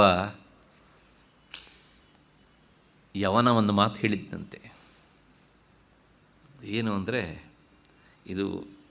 ಇದಕ್ಕೆ ವಿರುದ್ಧವಾದ ಅಂಶವನ್ನು ಹೇಳೋದು ತಮಾಷೆಗೂ ಹೌದು. ನಾವು ಹೇಗೆ ವಿಚಾರ ಮಾಡ್ತೇವೆ ಅನ್ನೋದ್ರ ಮೇಲೆ ನಮ್ಮ ಸಂಸ್ಕಾರ ಪ್ರಕಟ ಆಗುತ್ತೆ ಅನ್ನೋದಕ್ಕೆ. ನಾವು ತಿಂಗಳಿಗೆ ಒಮ್ಮೆ ಸ್ನಾನ ಮಾಡಿದರೆ ನಮ್ಮ ದೇಹ ಇಷ್ಟೊಂದು ವಾಸನೆ. ಇನ್ನು ಅವರು ಯವನರಲ್ಲದೆ ಇರುವಂಥ ಅಂದರೆ ಹಿಂದೂಗಳು ದಿನವೂ ಸ್ನಾನ ಮಾಡ್ತಾರಲ್ಲ, ಅವ್ರ ದೇಹ ಇನ್ನು ಎಷ್ಟು ದುರ್ಗಂಧ ಆಗಿರಬೇಕು ಅಂತ ಹೇಳಿದ್ನಂತೆ ಒಬ್ಬ. ಅಂದರೆ ಅವನ ದೃಷ್ಟಿಯಲ್ಲಿ ಸ್ನಾನ ಮಾಡುವುದರಿಂದೇ ದುರ್ಗಂಧ ಜಾಸ್ತಿ ಆಗ್ತದೆ ಅಂತ. ಹಾಗೆ ಪ್ರತಿಯೊಂದು ದೇಹವೂ ಸಹ ಅದು ದುರ್ಗಂಧದಿಂದ ತುಂಬಿದ್ದೇ. ಇದನ್ನು ನೋಡಿಯೇ ನಾವು ವೈರಾಗ್ಯ ತಾಳಬಹುದು. ಅಂದರೆ ಇದ್ರ ಬಗ್ಗೆ ಇರುವಂಥ ಪ್ರೀತಿಯ ಶೃಂಖಲೆಯನ್ನು ನಾವು ಕಡಿದು ಹಾಕ್ಕೊಳ್ಬಹುದು. ಅದು ನಾವು ಕಡಿದು ಹಾಕೋದಿಲ್ಲ. ಮಿಗಿಲಾಗಿ ಬೇರೆಯವರ ದೇಹವನ್ನು ನೋಡಿ ನಮ್ಮದು ಚೆನ್ನಾಗಿದೆ, ಅವರದ್ದು ಚೆನ್ನಾಗಿಲ್ಲ ಅಂತ ನಾವು ಏನು ಮಾಡ್ತೇವೆ, ಬೆರಳಿಟ್ಟು ತೋರಿಸ್ತಾ ಇರ್ತೇವೆ. ಎಂತಹ ಕೊಳಕು ಸ್ಥಿತಿಯಲ್ಲಿ ಇದ್ರೂ ಸಹ ನಮ್ಮ ದೇಹದ ಬಗ್ಗೆ ನಮಗೆ ವೈರಾಗ್ಯ ಬರುವುದಿಲ್ಲ. ನಾನು ಪ್ರಾಯಶಃ ಹಿಂದೆ ಒಂದು ಕಥೆ ಹೇಳಿದ್ದೇನೆ ಇಲ್ಲಿ. ಆ ಕಥೆ ಟೈಟ್ಲ್ ಏನು ಅಂದರೆ, ಅಂದಿಗೆ ಅದೇ ಸುಖ, ಇಂದಿಗೆ ಇದೇ ಸುಖ ಅಂತ ಹೇಳಿದ್ದೇನೆ ಅಂತ ಅಂದ್ಕೊಂಡಿದ್ದೇನೆ. ಅದು ವೈರಾಗ್ಯವನ್ನು ತಿಳಿಸುವಂಥ ಕಥೆ ಆದರೆ ಇನ್ನೊಂದು ಸಲ ನೆನಪಿಸಿಬಿಡ್ತೇನೆ. ಒಬ್ಬರು ಅತ್ಯಂತ ಪ್ರಸಿದ್ಧ ಜ್ಯೋತಿಷಿಗಳಿದ್ದರು. ಪ್ರಸಿದ್ಧ ಜ್ಯೋತಿಷಿಗಳು ಅಂದರೆ ಈ ಮಾಧ್ಯಮದಲ್ಲೆಲ್ಲ ಬರ್ತಾ ಇರ್ತಾರಲ್ಲ, ಅಂಥವ್ರ ಗುಂಪಿ ನೀವು ಸೇರಿಸ್ಕೊಳ್ಬಹುದು. ಯಾಕೆಂದರೆ ಅವರು ಬಹಳ ಪ್ರಸಿದ್ಧ ಜ್ಯೋತಿಷಿಗಳಿರ್ತಾರೆ. ಕೆಲವು ದಿವಸ ಎಷ್ಟು ದೊಡ್ಡ ಜ್ಯೋತಿಷಿಗಳು, ಪ್ರಸಿದ್ಧ ಜ್ಯೋತಿಷಿಗಳು ಅಂದರೆ ಅವರು ಬಿಟ್ಟರೆ ಇನ್ಯಾರೂ ಇಲ್ಲ ಅಂತ. ನಮ್ಮ ಜನರು ಹಾಗೆ ಬೆಳಗಾತ ಎದ್ದು ಅವರು ಟಿ ವಿಯಲ್ಲಿ ಏನು ಹೇಳ್ತಾರೆ ಅನ್ನೋದನ್ನು ಕೇಳಿಯೇ ಮುಂದಿನ ವಿಚಾರ ಹೀಗೆ ಅಂತ. ಅಂದರೆ ಈ ಜನ ಅವರನ್ನು ಅತ್ಯಂತ ಪ್ರಸಿದ್ಧ ಜ್ಯೋತಿಷಿಗಳನ್ನಾಗಿ ಮಾಡ್ತಾರೆ ಮೊದಲು. ಆಮೇಲೆ ಮಾಧ್ಯಮದವರು ದಿನವೂ ಸಹ ಅವ್ರನ್ನ ಬಿಂಬಿಸ್ತಾ ಇರ್ತಾರೆ. ಹೀಗೆ ಅವ್ರನ್ನ ನೀವು ಕೇಳಿ ನಿಮ್ಮ ಸಮಸ್ಯೆಯನ್ನು ಪರಿಹಾರ ಮಾಡ್ಕೊಳ್ಳಿ ಅಂತ ಪ್ರಸಿದ್ಧರಾಗ್ತಾರೆ. ಆಮೇಲೆ ಅವರ ಪ್ರಸಿದ್ಧಿಯ ಇನ್ನೊಂದು ಮುಖ ಈಚೆ ಬರ್ತಾ ಇರುತ್ತೆ. ಆಗಲೂ ಸಹ ಮಾಧ್ಯಮದವರನ್ನು ಪ್ರಸಿದ್ಧಿಗೆ ತಂದು ನಿಲ್ಲಿಸಿಬಿಡ್ತಾರೆ. ಆಗ ಇವರೆಲ್ಲ ಪ್ರಸಿದ್ಧರಾದದ್ದು ಅವರ ಅಂತಃಸತ್ವದಿಂದ ಅಲ್ಲ, ಮಾಧ್ಯಮದವರ ಪ್ರಭಾವದಿಂದ. ಹಾಗಾಗಿ ಇಂಥವರು ನಮ್ಮನ್ನು ಕರೆದು ನಿಮ್ಮನ್ನು ಪ್ರಸಿದ್ಧರನ್ನಾಗಿ ಮಾಡ್ತೇವೆ ಅಂದರೆ ದೂರದಿಂದ ಒಂದು ನಮಸ್ಕಾರ ಹಾಕಬೇಕು ಅಂತ. ಹಾಗಾಗಿ ಇಂಥ ಒಬ್ಬ ಪ್ರಸಿದ್ಧ ಜ್ಯೋತಿಷಿಗಳು, ಆದರೆ ಇಂತಹ ಜ್ಯೋತಿಷಿಗಳಾಗಿರಲಿಲ್ಲ, ಪ್ರಸಿದ್ಧ ಜ್ಯೋತಿಷಿಗಳು ಗೊತ್ತಿತ್ತು ಅವರಿಗೆ. ಒಮ್ಮೆ ಎಲ್ಲರಿಗೂ ಹೇಳಿದ ಹಾಗೆ ಆಗ್ತಾಯಿದೆ. ನಾನು ಹೇಳಿದ್ದು ನನ್ನ ಕುಂಡಲಿಯನ್ನೇ ನಾನು ಒಮ್ಮೆ ನೋಡ್ಕೊಳ್ಬೇಕು ಅಂಥೇಳಿ ನೋಡ್ಕೊಂಡಿರತ್ತೆ ಅವರು. ನನಗೆ ಮುಂದೆ ಏನು ಜನ್ಮ ಬರುತ್ತಂತೆ, ಈ ಗ್ರಹಗಳ ಚಲನೆಯಿಂದ ನಾನು ಹಿಂದೆ ಏನಾಗಿದ್ದೆ, ಮುಂದೆ ಏನಾಗ್ತಾನೆ ಅನ್ನೋದನ್ನು ಹೇಳೋದಕ್ಕೆ ಆಗುತ್ತೆ. ಜ್ಯೋತಿಷ್ಯ ಶಾಸ್ತ್ರವನ್ನು ಸರಿಯಾಗಿ ಬಲ್ಲವರಾದದ್ದಿದ್ದರೆ, ಸುಮ್ಮನೆ ಕಾಟಾಚಾರಕ್ಕೋಸ್ಕರ ಅಥವಾ ಏನೋ ಇದು ಮಾಡೋದು ಅಂತ ಹೇಳ್ತಾರಲ್ಲ, ಅಂಥವರಿಂದ ಸಾಧ್ಯ ಇಲ್ಲ. ಕೊನೆಗೆ ನೋಡಿದರು ಅವರು ತಮ್ಮ ಕುಂಡಲಿಯನ್ನು. ಅವರಿಗೆ ಅನ್ನಿಸ್ತು, ಯಾಕೆಂದರೆ ಈ ಜ್ಯೋತಿಷಿಗಳು ಏನು ಮಾಡ್ತಾರೆ ಅಂದರೆ, ಜ್ಯೋತಿಷ್ಯ ಕೇಳಲಿಕ್ಕೆ ಬಂದಂಥ ವ್ಯಕ್ತಿಗೆ ಜ್ಯೋತಿಷ್ಯವನ್ನು ಹೇಳುವಾಗ ಗ್ರಹಗಳನ್ನು ನಿಂದನೆ ಮಾಡ್ತಾರೆ. ನಿಂದನೆ ಮಾಡಿದೆ, ನೋಡ್ರಿ ಇಲ್ಲಿ ಇವನು ಕೂತಿದ್ದಾನೆ ಅನಿಷ್ಟ ಶನಿ, ಅವನು ಅನಿಷ್ಟನೂ ಅಲ್ಲ, ಅವನ ಕರ್ಮಕ್ಕೆ ತಕ್ಕಾಗಿ ಅವನು ಫಲ ಕೊಡ್ತಾ ಇರ್ತಾನೆ. ಆದರೆ ನಮಗೆ ಅದು ಇಷ್ಟ ಅಲ್ಲದೆ ಇದ್ದು ನಾವೇನು ಮಾಡ್ತೀವಿ, ಅವನು ಬೈತಾ ಇರ್ತೀವಿ ಅವನಿಗೆ ಅಂತ. ಶನಿ ಅನಿಷ್ಟ ಅಲ್ಲ, ಯಾಕೆಂದರೆ ಅವನು ಜ್ಞಾನಕಾರಕ ಅವನು ಅಂತ. ಹೀಗೆ ಒಬ್ಬೊಬ್ಬರು ಸಹ ಅಲ್ಲಿ ಯಾವ ಗ್ರಹಗಳು ಅವನಿಗೆ ಅನುಕೂಲವಾದ ಫಲವನ್ನು ಕೊಡೋದಿಲ್ಲವೋ ಅವುಗಳನ್ನೆಲ್ಲ ಬೇರೆ ಬೇರೆ ರೀತಿಯಾಗಿ ಹೇಳ್ತಾ ಇರ್ತಾರೆ. ಇವನು ಇದ್ದಿದ್ದರಿಂದ ಹೀಗಾಗೋಯ್ತು ಕಣ್ರಿ, ಇವನೇ ಇಷ್ಟೆಲ್ಲ ಮಾಡಿದವನು, ಅನಾಹುತ ಮಾಡ್ದ ಇವನು ಅಂತ. ಹಾಗಾಗಿ ಏನಾಗುತ್ತೆ ಕೇಳಿದರೆ, ಈ ಜ್ಯೋತಿಷಿಗಳು ಗ್ರಹಗಳ ನಿಂದನೆಯನ್ನು ಮಾಡಿದಷ್ಟು ಬೇರೆ ಯಾರೂ ಜನ ಮಾಡೋದಿಲ್ಲ. ನಾವು ದೇವಸ್ಥಾನಕ್ಕೆ ಹೋದರೆ ನಮ್ಮ ಸೂರ್ಯಾಯ ಚಂದ್ರಾಯ ಮಂಗಳಾಯ ಬುಧಾಯ ಚ ಅಂತ ಅವ್ರನ್ನ ಸ್ತುತಿ ಮಾಡ್ತೇವೆ. ಆದರೆ ಜ್ಯೋತಿಷಿಗಳು ಬೆಳಗ್ಗೆ ಇದನ್ನು ಹೇಳಿದರೂ ಸಹ ಒಂದು ಸಲ ಇದನ್ನು ಹೇಳಿದರೆ 100 ಬಾರಿ ಅವರನ್ನು ಬೈತಾರೆ. ಹಾಗಾಗಿ ಆ ಜ್ಯೋತಿಷಿಗಳು ಬಹಳ ವಿಚಾರ ಮಾಡಬೇಕು. ಅವರು ಇದನ್ನೆಲ್ಲ ಮನಗಂಡವರಾಗಿದ್ದರು. ನೋಡಿದಾಗ ಆಶ್ಚರ್ಯ ಆಯಿತು. ಮುಂದಿನ ಜನ್ಮ ಏನು ಅಂದರೆ, ಒಂದು ಊರು ಹಂದಿಯಾಗಿ ಹುಟ್ಟುವಂತಹ ಫಲ ಕಂಡಿತು ಅವರಿಗೆ. ಆಗ ತಕ್ಷಣ ತಮ್ಮ ಮಗನನ್ನು ಕರೆದು ಹೇಳ್ತಾರೆ, ನೋಡು ನನ್ನ ಕುಂಡಲಿಯನ್ನು ಇವತ್ತು ಪರಿಶೀಲನೆ ಮಾಡಿದ್ದೇನೆ, ನನಗೆ ಮುಂದೆ ಹಂದಿಯ ಜನ್ಮ ಬರುತ್ತೆ. ಊರು ಹಂದಿ ಅಂದರೆ ಗೊತ್ತಲ್ಲ, ಅದು ಇರೋದೇ ಚರಂಡಿಯಲ್ಲಿ, ಕೊಳಕು, ಅಸಹ್ಯ, ಗಲೀಜಿಗೆ ಇನ್ನೊಂದು ಹೆಸರೇ ಆ ಶಬ್ದ. ಯಾಕೆಂದರೆ ಅದು ತಿಂದು ಬದುಕುವುದೇ ಗಲೀಜನ್ನು. ಕಾರ್ಪೊರೇಷನ್ನವರು ಅದಕ್ಕೋಸ್ಕರ ಅದನ್ನು ಸಾಕ್ತಾರೆ. ಮತ್ತು ಹೆಚ್ಚಿನ ವಿವರಣೆ ಅದಕ್ಕೆ ಬೇಡ. ಹಾಗಾಗಿ ಆ ಜನ್ಮ ಬರುವುದನ್ನು ನಾನು ಇಷ್ಟಪಡುವುದಿಲ್ಲ, ಆದರೆ ಬರುತ್ತೆ. ಆದರೆ ನನ್ನ ಈ ಜನ್ಮದ ಒಂದು ವಾಸನೆಯಿಂದಾಗಿ ಆ ಜನ್ಮ ಬಂದಾಗ ನಾನು ಇಲ್ಲಿಗೆ ಬರ್ತೇನೆ. ನೀನು ನೆನಪಿಟ್ಕೋ, ನಾನು ಆ ದೇಹವನ್ನು ಧಾರಣೆ ಮಾಡಿ ಇಲ್ಲಿ ಬಂದಾಗ ಅಪ್ಪ ಎನ್ನುವಂಥ ಭಾವನೆಯನ್ನು ತಾಳಬೇಡ. ನಮ್ಮ ಮನೆಯಲ್ಲಿ ಆ ಗನ್ ಇದೆಯಲ್ಲ, ಅದನ್ನು ತಗೊಂಡು ನನ್ನನ್ನು ಶೂಟ್ ಮಾಡಿಬಿಡುವಂತೆ. ಮತ್ತೆ ಮಗನಿಗೆ ಹೇಳಿದ. ಮಗ ಪಿತೃವಾಕ್ಯ ಪರಿಪಾಲಕ. ಸರಿ ಗತಿಸಿದರು. ಅದಾದಮೇಲೆ ಒಂದು ದಿವಸ ಅವ್ರ ಮನೆಯ ಅಂಗಳದ ಅಲ್ಲೇ ಇದ್ದಕ್ಕಿದ್ದಾಗೆ ಬಂತು ನೋಡಿ ಒಂದು ಹಂದಿ. ಗೊರ ಅಂತ ಶಬ್ದ ಮಾಡ್ತಾ ಒಂದು 15-20 ಮರಿಗಳು ಕಟ್ಕೊಂಡು ಹಿಂದುಗಡೆಗೆ ಬಂತು ಚರಂಡಿಯಿಂದ ಎದ್ದು. ಮಗ ನೋಡಿದ, ಓ ಅವತ್ತು ನಮ್ಮ ಅಪ್ಪಯ್ಯ ಹೇಳಿದ್ರಲ್ವಾ, ನಾನು ಮುಂದೆ ಹಂದಿ ಜನ್ಮ ಪಡಿತೇನೆ, ಆಗಿಲ್ಲಿ ಬರ್ತೇನೆ, ಗನ್ ತಗೊಂಡು ಶೂಟ್ ಮಾಡಿಬಿಡು ಅಂತ. ತಕ್ಷಣ ಒಳಗೆ ಹೋದ, ಗನ್ ತಗೊಂಡು ಬಂದ ಶೂಟ್ ಮಾಡೋದಕ್ಕೆ. ಆಗ ಹಂದಿ ಹೇಳ್ತಂತೆ, ಮಗ ಹೊಡಿಬೇಡ ನನ್ನನ್ನು ಅಂತ. ಯಾಕೆ ಕೇಳಿದರೆ, ಅವತ್ತು ನಾನು ಹೇಳಿದ್ದು ಸತ್ಯ. ಮನುಷ್ಯನ ದೇಹ ಧಾರಣೆ ಮಾಡಿದಾಗ ನನಗೆ ಅನ್ನಿಸ್ತು ಅದು ಅತ್ಯಂತ ಪರಿಶುದ್ಧವಾದ ದೇಹ, ಹಂದಿಯ ದೇಹ ತುಂಬ ಕೊಳಕು ಅಂತ. ಆದರೆ ಇವತ್ತು ನನಗೆ ಅನ್ನಿಸ್ತಾ ಇದೆ, ಈ ದೇಹದ ಮುಂದೆ ಮನುಷ್ಯ ದೇಹವೇ ಕೊಳಕು. ಯಾಕೆಂದರೆ ನನಗೆ ಯಾವ ಕೊಳಕಲ್ಲಿ ಹೋದ್ರೂ ಸಹ ಇದು ಕೊಳಕು ಅಂತ ಅನಿಸೋದೇ ಇಲ್ಲ ನನಗೆ. ಹಾಗಾಗಿ ಅಂದಿಗೆ ಅದೇ ಸುಖ, ಇಂದಿಗೆ ಇದೇ ಸುಖ, ನನ್ನನ್ನು ಹೊಡಿಬೇಡ ಅಂಥೇಳಿ ಗೊರ್ರ ಅಂತ ಅಂದ್ಕೊಂಡು ಇಳಿದು ಹೋಯ್ತಂತೆ ಅದು ಹೀಗೆ ಅಂತ. ಇದನ್ನು ಯಾಕೆ ಹೇಳಿದೆ ಅಂದರೆ, ಎಂತಹ ಸ್ಥಿತಿಯಲ್ಲೂ ಸಹ ವೈರಾಗ್ಯ ಬರುವುದಿಲ್ಲ. ವೈರಾಗ್ಯ ಬರಲಿಕ್ಕೆ ಪೂರಕವಾದ ಎಷ್ಟೇ ಕಾರಣಗಳಿದ್ದರೂ ಸಹ ಬರೋದಿಲ್ಲ ಅನ್ನೋದಿಗೆ ಅಂತ. ಅಷ್ಟು ಹಿನ್ನೆಲೆಯಲ್ಲಿ ವೈರಾಗ್ಯ ಅದು ವೇದಾಂತ ವಿಚಾರಕ್ಕೆ ಅಗತ್ಯ ಹೀಗೆ ಅಂತ. ಆ ವೈರಾಗ್ಯ ಬರಲಿಕ್ಕೆ ಕಾರಣವಾದಂಥ ಅಂಶಗಳನ್ನು ಹೇಳ್ತಾರೆ. ಮತ್ತು ಸತತಂ ಪ್ರವಾಹ್ಯಮಾನೈ ವೃಷಭೈ ಅಶ್ವೈ ಖರೈ ಗಜೈ ಮಹಿಷೈ ಹಾ ಕಷ್ಟಂ ಕ್ಷುತ್ಕ್ಷಾಮೈ ಶಾಂತೈರ್ನೋ ಶಕ್ಯತೆ ವಕ್ತಂ. ಮನುಷ್ಯ ಜನ್ಮದಲ್ಲಿ ವೈರಾಗ್ಯ ಬರೋದಿಲ್ಲ. ಪ್ರಾಣಿಗಳನ್ನು ನೋಡಿ ನಿನಗೆ ವೈರಾಗ್ಯ ಬರುತ್ತಾ ಅಂದರೆ ಅಲ್ಲೂ ಬರೋಲ್ಲ ಅಂತಾರೆ. ಅದನ್ನು ವಿವರಿಸೋ ಮೊದಲು ಮನುಷ್ಯ ದೇಹದಲ್ಲಿಯೂ ಸಹ ಎಲ್ಲ ವೈರಾಗ್ಯಕ್ಕೆ ಕಾರಣವಾದ ಅವಕಾಶಗಳಿದ್ದಾಗಿಯೂ ಬರದೇ ಇರುವುದಕ್ಕೆ ಏನು ಕಾರಣ ಅದು ನಮಗೆ ಗೊತ್ತಿಲ್ಲ. ಕಾರಣ ಪ್ರಾಪಂಚಿಕ ವಿಷಯದ ಆಸಕ್ತಿಯೇ ಕಾರಣ ಬರದೇ ಇರುವುದಕ್ಕೆ. ಅದಕ್ಕೆ ಭರ್ತೃಹರಿ ಒಂದು ಮಾತು ಹೇಳ್ತಾನೆ ನೋಡಿ, ಪ್ರತಿ ಹಂತದಲ್ಲೂ ಮನುಷ್ಯನಿಗೆ ವೈರಾಗ್ಯ ಬರುವ ಸಾಧ್ಯತೆ ಉಂಟು, ಅವಕಾಶ ಉಂಟು, ಆದರೆ ಬರೋದಿಲ್ಲ ಅಂತ. ಭೋಗೇ ರೋಗ ಭಯಂ. ನಾವು ಚೆನ್ನಾಗಿ ಭೋಗಿಸಬೇಕು ಅಂತ ಬಯಸ್ತೇವೆ, ಆದರೆ ಆ ಭೋಗವನ್ನು ಅನುಭವಿಸ್ತಾ ಇದ್ದಾಗಲೇ ರೋಗ ಬಂದುಬಿಡುತ್ತೆ. ಆದರೂ ಪರವಾಗಿಲ್ಲ, ಇವತ್ತು ನಮ್ಮ ಸುಖ ನಮಗೆ ಹೇಗೆ ಬೇಕು ಅಂತ ಬಯಸ್ತೇವೋ ಅದನ್ನು ನಾವು ಕಳ್ಕೊಳ್ಳಿಕ್ಕೆ ಇಷ್ಟಪಡುವುದಿಲ್ಲ. ರೋಗ ಬಂದನಂತೆ ಬರಲಿ ಬಿಡಲಿ, ಮೆಡಿಸಿನ್ ಸಾಕಷ್ಟು ಅಡ್ವಾನ್ಸ್ ಆಗಿದೆ, ಅದನ್ನು ತಗೊಳ್ಳೋಣ, ಇದನ್ನು ಅನುಭವಿಸೋಣ ಅಂತ. ಹೀಗೆ ಅಲ್ಲೂ ಸಹ ವೈರಾಗ್ಯಕ್ಕೆ ಅವಕಾಶ ಇದ್ದರೂ ಸಹ ನಾವು ಪಕ್ಕಕ್ಕೆ ತಳ್ಳುತ್ತೇವೆ. ಮತ್ತು ಕುಲೇ ಚ್ಯುತಿ ಭಯಂ.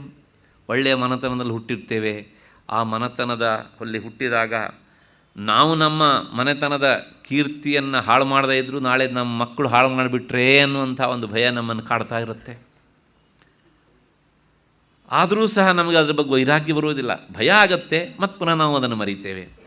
ಮತ್ತು ವಿತ್ತೇ ನೃಪಾಲಾದ್ ಭಯಂ. ದುಡ್ಡು ಕೂಡಿಟ್ರೆ ಇನ್ಕಮ್ ಟ್ಯಾಕ್ಸ್ ಅವರು ರೈಡ್ ಮಾಡ್ತಾರೆ ಅಂತ ಭಯ ಆಗ್ತಾ ಇರುತ್ತೆ. ಆದರೂ ನಾವು ಅಲ್ಲೊಂದು ದಾರಿ ಹುಡುಕ್ತೇವೆ, ಹೇಗೆ ಇದನ್ನು ಅವಾಯ್ಡ್ ಮಾಡಲಿಕ್ಕೆ ಸಾಧ್ಯ ಅಂತ. ದಾರಿ ಹೇಳ್ಕೊಳ್ಳಿಕ್ಕೆ ಅಂತಲೇ ಕೆಲವು ಜನ ಬೋರ್ಡ್ ಹಾಕ್ಕೊಂಡಿರ್ತಾರೆ ನಮಗೆ ಅಂತ. ಮತ್ತು ಮಾನೇ ದೈನ್ಯ ಭಯಂ. ಅಭಿಮಾನದಿಂದ ಕೂಡಿದ ವ್ಯಕ್ತಿಗೆ ಅಯ್ಯೋ ನನ್ನ 6 ಅಡಿ ದೇಹವನ್ನು ಇನ್ನೊಬ್ಬರ ಹತ್ರ 3 ಅಡಿ ಮಾಡುವಂಥ ಪರಿಸ್ಥಿತಿ ಬಂದುಬಿಟ್ರೆ ಏನಪ್ಪ ಅಂತ ಭಯ ಕಾಡ್ತಾ ಇರುತ್ತೆ. ಮತ್ತು ಬಲೇ ರಿಪುಭಯಂ. ತನಗಿಂತ ಬಲಿಷ್ಠನಾದವನು ನನ್ನ ಮೇಲೆ ಅಟ್ಯಾಕ್ ಮಾಡಿದರೆ ಏನು ಅಂತ ಬಲವಂತನಾದವನಿಗೆ ಈ ಇನ್ನೊಬ್ಬ ಶತ್ರುವಿನ ಭಯ ಕಾಡ್ತಾ ಇರುತ್ತೆ. ರೂಪೇ ಜರಾಯ ಭಯಂ. ರೂಪವಂತನಾದವನಿಗೆ ಮುಂದೊಂದು ದಿವಸ ಮುಪ್ಪು ಅಡರುತ್ತೆ, ನನ್ನ ರೂಪ ಎನ್ನುವಂಥದ್ದು ಕುರೂಪದಲ್ಲಿ ಪರ್ಯವಸಾನ ಆಗುತ್ತೆ ಅಂತ ಭಯ ಆಗ್ತಾ ಇರುತ್ತೆ. ಆದ್ರೂ ಸಹ ಈ ದೇಹದ ಮೇಲೆ ಇರುವಂಥ ಪ್ರೀತಿ ಕಡಿಮೆ ಆಗುವುದಿಲ್ಲ, ವೈರಾಗ್ಯ ಬರುವುದಿಲ್ಲ.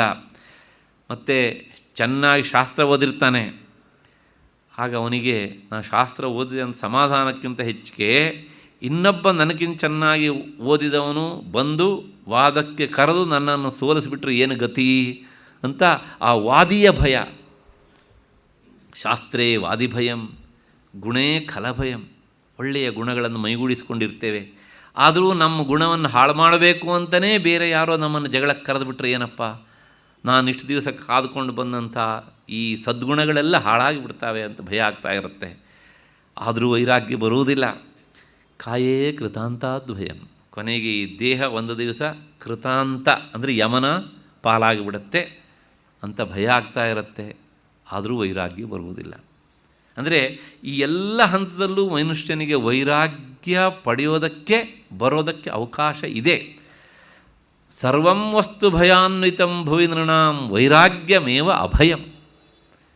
ಎಲ್ಲ ವಸ್ತುಗಳು ಭಯಗ್ರಸ್ತವಾಗಿರುತ್ತವೆ, ಆದರೆ ವೈರಾಗ್ಯ ಮಾತ್ರ ಭಯದಿಂದ ದೂರವಾಗಿರುತ್ತೆ. ಆದರೆ ಮನುಷ್ಯ ವೈರಾಗ್ಯವನ್ನು ತಾಳುವುದಿಲ್ಲ ಅಂತ ಅದನ್ನು ಹೇಳ್ತಾ ಹೇಳ್ತಾ ಭರ್ತೃಹರಿ ಬಹಳ ಭಯಾನಕವಾದ ಮಾತನ್ನು ಹೇಳ್ತಾನೆ. ನಮ್ಮ ಈ ದೇಹವನ್ನೇ ಇಟ್ಟುಕೊಂಡು ಅವನು ಹೇಳ್ತಾ ಇರ್ತಾನೆ. ಏನು ಅಂದರೆ ವ್ಯಾಘ್ರೀವ ತಿಷ್ಠತಿ ಜರ. ಜರ ಅಂದರೆ ಮುಪ್ಪು. ಹುಲಿ ಯಾವಾಗಲೂ ಬೇರೆ ಪ್ರಾಣಿಗಳನ್ನು ಬೇಟೆಯಾಡುವಾಗ ನೇರ ಎದುರುಗಡೆಯಿಂದ ಬಂದು ಹೊಂಚು ಹಾಕೋದಿಲ್ಲ, ಅದು ಅಟ್ಯಾಕ್ ಮಾಡೋದಿಲ್ಲ. ಎಲ್ಲೋ ಒಂದು ಕಡೆ ಅವತ್ಕೊಂಡಿರ್ತದೆ. ಅದು ಹೇಗೆ ಅವತ್ಕೊಂಡಿರುತ್ತೆ ಅಂದರೆ, ಅದು ಈ ಹುಲ್ಲಿನ ಮೆದೆಗಳಲ್ಲಿ ಅವತ್ಕೊಂಡು ಕುಳಿತರೆ ಆ ಹುಲ್ಲು ಕಡ್ಡಿ ಅಲ್ಲಾಡದೇ ಇರುವ ಹಾಗೆ ನೋಡ್ಕೊಂಡಿರುತ್ತೆ ಅದು. ಹಾಗೆಯೇ ಇಲ್ಲೂ ಸಹ ಒಂದು ಹುಲಿ ಉಂಟಂತೆ ನಮ್ಮನ್ನು ಅಟ್ಯಾಕ್ ಮಾಡೋದಕ್ಕೆ. ಯಾವುದು ಅಂದರೆ ಜರ, ಓಲ್ಡ್ ಏಜ್, ಮುಪ್ಪು ಅನ್ನೋದು. ಅದು ಹೇಗೆ ಬಂದು ನಮ್ಮನ್ನು ಅಟ್ಯಾಕ್ ಮಾಡುತ್ತೆ ಅಂತ ಯಾರಿಗಾದರೂ ಗೊತ್ತಾ? ಇಲ್ಲ. ವ್ಯಾಘ್ರೀವ ತಿಷ್ಠತಿ ಜರ ಪರಿತರ್ಜಯಂತಿ. ಆ ಪರಿತರ್ಜಯಂತಿ ಅಂತ ಹೇಳೋದ್ರ ಮೂಲಕ ನಮ್ಮನ್ನು ಹೆದರಿಸ್ತಾ ಇರುತ್ತಂತೆ. ಉದಾಹರಣೆಗೆ, ನಮಗೆ ಯೌವನ ಮುಗೀತು, ಪ್ರೌಢಾವಸ್ಥೆ ದಾಟ್ತು, ಇನ್ನೂ ದಾಟಿಲ್ಲ, ದಾಟ್ತಾ ಇರುವಾಗಲೇ ಅಯ್ಯೋ ನನಗೂ ಒಂದು ದಿವಸ ಓಲ್ಡ್ ಏಜ್ ಬರುತ್ತೆ, ಮುಖ ಸುಕ್ಕಾಗತ್ತೆ, ಕೈಯೆಲ್ಲ ಶೃಂಕಾಗತ್ತೆ, ಏನಪ್ಪ ಕತೆ, ಆವಾಗ ಇನ್ನೇನೇನು ತಂದ್ಕೊಳ್ಬೇಕು ನಾನು ಇದನ್ನೆಲ್ಲ ಮುಚ್ಕೊಳ್ಳೋದಕ್ಕೆ ಅಂತ ಆವತ್ತಿಂದನೇ ವಿಚಾರ. ಅಂದರೆ ಈ ಕಾಡಲ್ಲಿ ಹುಲಿ ಇದ್ದೀತೋ ಏನೋ ಅಂತ ನಮಗೆ ಮೊದಲೇ ಭಯ ಆಗುತ್ತಲ್ಲ, ಕಾಡಿಗೆ ಹೋಗೋಕ್ಕಿಂತ ಮೊದಲೇ.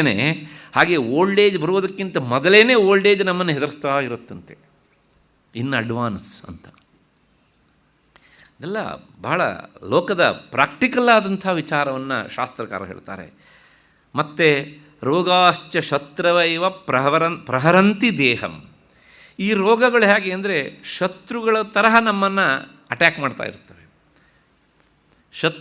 ಒಬ್ಬ ಶತ್ರು ಬಂದ ಓಡಿಸಿದ್ವಿ, ಮತ್ತು ಶತ್ರು ಬರೋದಿಲ್ಲ ಅಂತ ಇಲ್ವಲ್ಲ, ಇನ್ನೊಬ್ಬ ಬರ್ತಾನೆ. ಏನೋ ಈ ಕಡೆಯವ್ರನ್ನ ನಾವು ಮಾತನಾಡಿ ಸರಿ ಮಾಡಿದ್ವಿ, ಪಕ್ಕದ ಕಡೆಯವರು ಬಗಲಲ್ಲೇ ಇಟ್ಕೊಂಡಿರ್ತಾರೆ. ಅವರು ನಾವು ಎಷ್ಟೇ ಮಾತನಾಡಿದ್ರು ಸಹ ಇಲ್ಲಿ ಮಾತನಾಡ್ತಾ ಇರ್ತೇವೆ, ಅಲ್ಲ ಆ ಕಡೆಯವರು ಮಾಡೋ ಕೆಲಸ ಮಾಡ್ತಾನೆ ಇರ್ತಾರೆ.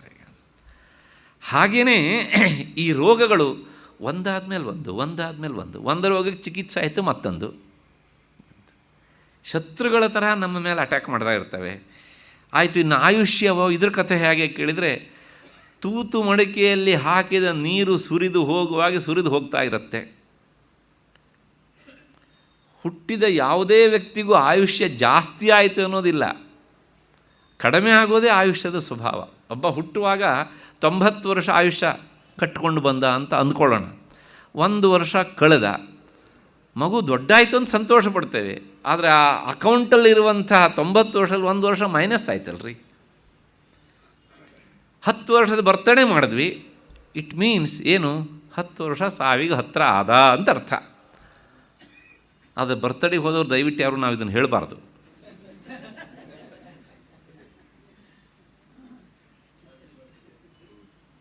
ಯಾಕೆಂದರೆ ಅಪ್ರಿಯ ಅದು. ಆದರೆ ಸತ್ಯ ಅದೇನೆ. 20 ವರ್ಷದ ಬರ್ತಡೇ ಆಯಿತು ಅಂದರೆ 20 ವರ್ಷ ಸಾವಿಗೆ ಹತ್ತಿರ ಅಂತಲೇ ಅರ್ಥ ಅಲ್ವಾ? ವಿಚಾರ ಮಾಡಿ. ನಾವು ಯಾಕೆ ಹೇಳಬಾರದು? ಈ ಕಠೋರತೆಯನ್ನು ನಾವು ಅರಗಿಸಿಕೊಳ್ಳೋದಕ್ಕಾಗೋದಿಲ್ಲ. ವೇದಾಂತದ ಹಿನ್ನೆಲೆ ಇದ್ದರೆ ಸತ್ಯ, ಯು ಆರ್ ಕರೆಕ್ಟ್. ನಾನು ಪ್ರತಿಯೊಂದು ಬರ್ತಡೇಲೂ ಹೀಗೆ ಹೇಳುವವರೇ ಬರಲಪ್ಪ, ನನಗೆ ಹೀಗೆ ಹೇಳಲಿ ಅಂತ ಹೇಳ್ತಾನೆ. ಹಾಗಿಲ್ಲದೆ ಇದ್ದರೆ ಏನ್ರಿ ಈ ಬರ್ತಡೇ ಅಂತ ಅವ್ರನ್ನ ಕರೆದೆ, ಅವ್ರು ಹೀಗೆ ಹೇಳ್ಬಿಡೋದ, ಮುಂದಿನ ವರ್ಷ ಅವ್ರನ್ನ ಸುತರಾಮ್ ಕರಿಬೇಡ್ರಿ. ನೀವು ಕರೆದರೂ ಕರೆದೇ ಇದ್ರೂ ಸತ್ಯ ಅಲ್ವಾ? ಹಾಗಾಗಿ ಆಯು ಪರಿಸ್ರವತಿ ಭಿನ್ನ ಘಟಾದಿ ಅಂಬ ಲೋಕಸ್ತಥಾ ಅಹಿತಂ ಆಚರತೀತಿ ಚಿತ್ರಂ. ಹಾಗಿದ್ರೂ ಸಹ ಲೋಕದ ಜನ ಅಹಿತವಾದ ಕೆಲಸದಲ್ಲೇ ತೊಡಗಿರ್ತಾರಲ್ಲಪ್ಪ. ಇದಕ್ಕಿಂತ ದೊಡ್ಡ ವಿಚಿತ್ರ ಇನ್ನೇನು ಬೇಕು ಹೀಗೆ ಅಂತ ಈ ವೈರಾಗ್ಯದ ಪ್ರಸಂಗದಲ್ಲಿ ಭರ್ತೃಹರಿ ಇದಕ್ಕೆ ಸಂಬಂಧಪಟ್ಟ ಹಾಗೆ ಒಂದೊಂದೇ ಮಾತನ್ನು ಹೇಳ್ತಾ ಹೋಗ್ತಾನೆ. ಅಂದರೆ ನಮ್ಮ ಪ್ರತಿಯೊಂದು ದಿನವೂ ನಮಗೆ ವೈರಾಗ್ಯವನ್ನು ಬರುವುದಕ್ಕೆ, ವೈರಾಗ್ಯ ಪಡೆಯೋದಕ್ಕೆ ಏನು ಬೇಕು ಎಲ್ಲ ಅವಕಾಶ ಮಾಡಿಕೊಡುತ್ತೆ. ಆದರೆ ನಾವು ವಿರಕ್ತರಾಗುವುದಿಲ್ಲ ಅಂತ ಮತ್ತೆ ಮುಂದುವರೆದು ಆತ ಒಂದು ಮಾತು ಹೇಳ್ತಾನೆ, ಒಲಿಬಿಹಿ ಮುಖಾಕ್ರಾಂತಂ. ಭಾಳ ಕಠೋರವಾದ ಮಾತು, ನಾನು ಅದನ್ನು ಹೇಳದೇ ಇರುವುದೇ ವಾಸಿ. ಯಾಕೆಂದರೆ ತುಂಬ ಅಪ್ರಿಯವಾದಂಥ ಮಾತು ಅದು, ನಮಗೆ ಅದು ಇಷ್ಟ ಆಗೋದಿಲ್ಲ. ಹಾಗಾಗಿ ಇಷ್ಟೇ ಸಾಕು ಅಂತ ಅಂದ್ಕೊಂಡು ನಾನು ಅವನ ಮಾತನ್ನು ಬಿಟ್ಬಿಡ್ತೇನೆ. ಆ ಪ್ರಾಣಿಗಳ ಬಗ್ಗೆ ಒಂದು ಮಾತನ್ನು ಹೇಳ್ತಾರೆ ಅವರು. ಇನ್ನು ಪ್ರಾಣಿ ದೇಹ ಬಂದಾಗ ಮೀನ್ಸ್ ಅವುಗಳನ್ನು ನೋಡಿ ನಾವು ವೈರಾಗ್ಯ ತಾಳೋದಕ್ಕೆ ಸಾಧ್ಯ ಉಂಟು. ಆದರೂ ನಮಗೆ ವೈರಾಗ್ಯ ಬರುವುದಿಲ್ಲ. ಹೇಗೆ ಅಂದರೆ ಸತತಂ ಪ್ರವಾಹ್ಯಮಾನೈ ವೃಷಭೈ. ಒಂದು ಎತ್ತಿನ ಜನ್ಮ ಬಂತು ಅಂತ ಅಂದ್ಕೊಳ್ಳೋಣ. ಅದನ್ನು ಗಾಡಿಗೆ ಕಟ್ತಾನೆ, ಮೂಟೆ ಹೇರ್ತಾನೆ, ಆಮೇಲೆ ಅದು ಹೋಗ್ತಾ ಇರುತ್ತೆ. ಆದರೂ ಇವನ ಅನಿಸಿಕೆಗೆ ತಕ್ಕ ಹಾಗೆ ಅದರ ನಡೆ ಇಲ್ಲ ಅಂಥೇಳಿ ಚಾಟಿಯಿಂದ ಹೊಡಿತಾ ಇರ್ತಾನೆ. ಇಷ್ಟೆಲ್ಲ ನೋವನ್ನು ಅನುಭವಿಸಿದರೂ ಅದಕ್ಕೆ ಹೇಳಿಕೊಳ್ಳುವ ಸ್ವಾತಂತ್ರ್ಯ ಉಂಟಾ? ಸತತಂ ಪ್ರವಾಹ್ಯಮಾನೈಹಿ ಅಂತ ಆಯಿತು. ಮತ್ತು ಅಶ್ವೈಹಿ, ಕುದುರೆಗಳು ರಥಕ್ಕೆ ಕಟ್ತವೆ, ಜಟಕಾವಾಲ ಅವುಗಳನ್ನು ಹೇಗೆ ನೋಡ್ಕೊಳ್ತಾನೆ ಅಂತ ನಮಗೆ ನೋಡಿದರೆ ಗೊತ್ತಾಗುತ್ತೆ. ಮತ್ತು ಖರೈಹಿ, ಕತ್ತೆಗಳು, ಅಗಸನ ಹತ್ತಿರ ಇರುವಂತಹ ಕತೆ ಗೊತ್ತಲ್ಲ ನಿಮಗೆ.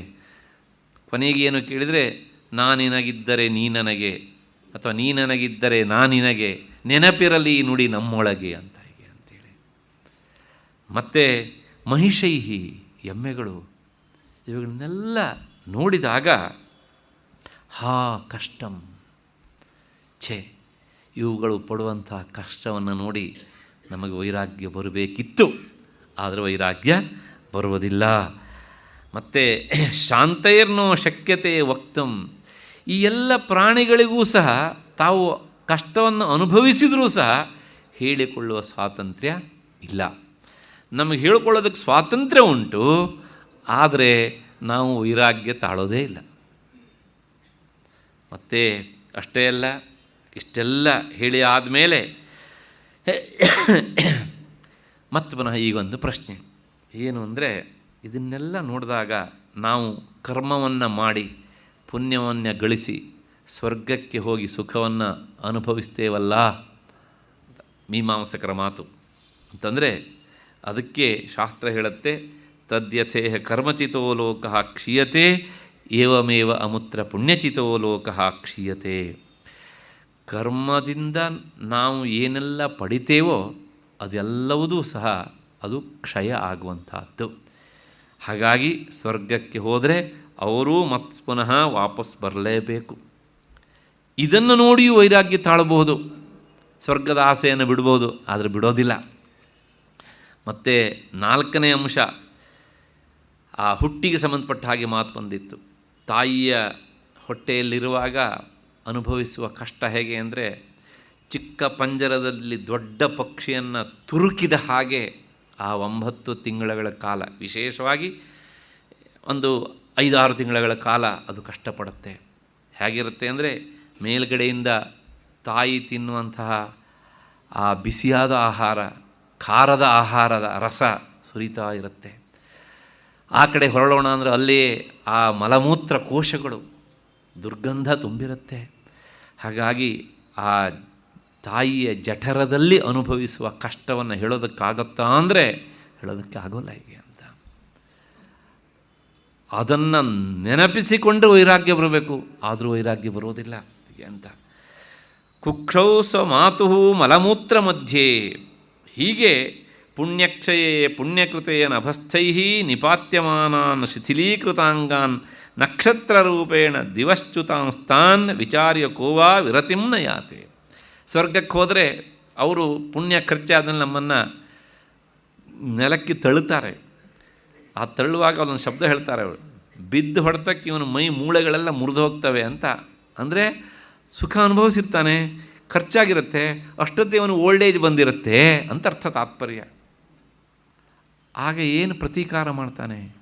ಪಶ್ಚಾತ್ತಾಪ ಪಡುವುದೊಂದೇ ಅವನ ಪ್ರತೀಕಾರ ಆಗಿರುತ್ತೆ. ಹೀಗೆ ಮಾನುಷ ರೋಗಾದೇಹೇ ರೋಗಾದಿ ಅಪಪ್ಲತ್ವ ಮತ್ತು ಪಶ್ವಾದೀನಾಂ ಅತ್ಯಂತ ಪಾರತಂತ್ರ್ಯಂ. ಮನುಷ್ಯನ ರೋಗ ಬಂದಾಗ ರೋಗಾದಿಗಳಿಂದ ತಪ್ಪಿಸಿಕೊಳ್ಳಲಿಕ್ಕೆ ಆಗದೇ ಇರುವಂಥ ಸ್ಥಿತಿ, ಇದನ್ನು ನೋಡಿ ವೈರಾಗ್ಯ ಪಡಿಬೋದಿತ್ತು. ಪಶು ಪಕ್ಷಿಗಳ ದೇಹ ಬಂದಾಗ ಪಾರತಂತ್ರ್ಯ, ಇನ್ನೊಬ್ಬರಿಗೆ ಅಧೀನವಾಗಿ ನಾವು ಬದುಕ್ತಾ ಇರ್ತೇವೆ. ಆ ಪಾರತಂತ್ರತೆಯನ್ನು ನೋಡಿಯಾದರೂ ವೈರಾಗ್ಯ ತಾಳಬಹುದಿತ್ತು. ಮೂಕತ್ವ, ಅವುಗಳಿಗೆ ವಾಗೀಂದ್ರಿಯ ಇಲ್ಲ. ಹೀಗೆ ಇನ್ನು ದೇವತಾ ಶರೀರ ಬಂದರೆ ಅಲ್ಲೂ ವೈರಾಗ್ಯ ತಾಳಲಿಕ್ಕೆ ಅವಕಾಶ ಉಂಟು. ಯಾಕೆಂದರೆ ಪದೇ ಪದೇ ರಾಕ್ಷಸರು ಅವ್ರ ಮೇಲೆ ಅಟ್ಯಾಕ್ ಮಾಡ್ತಾ ಇರ್ತಾರೆ.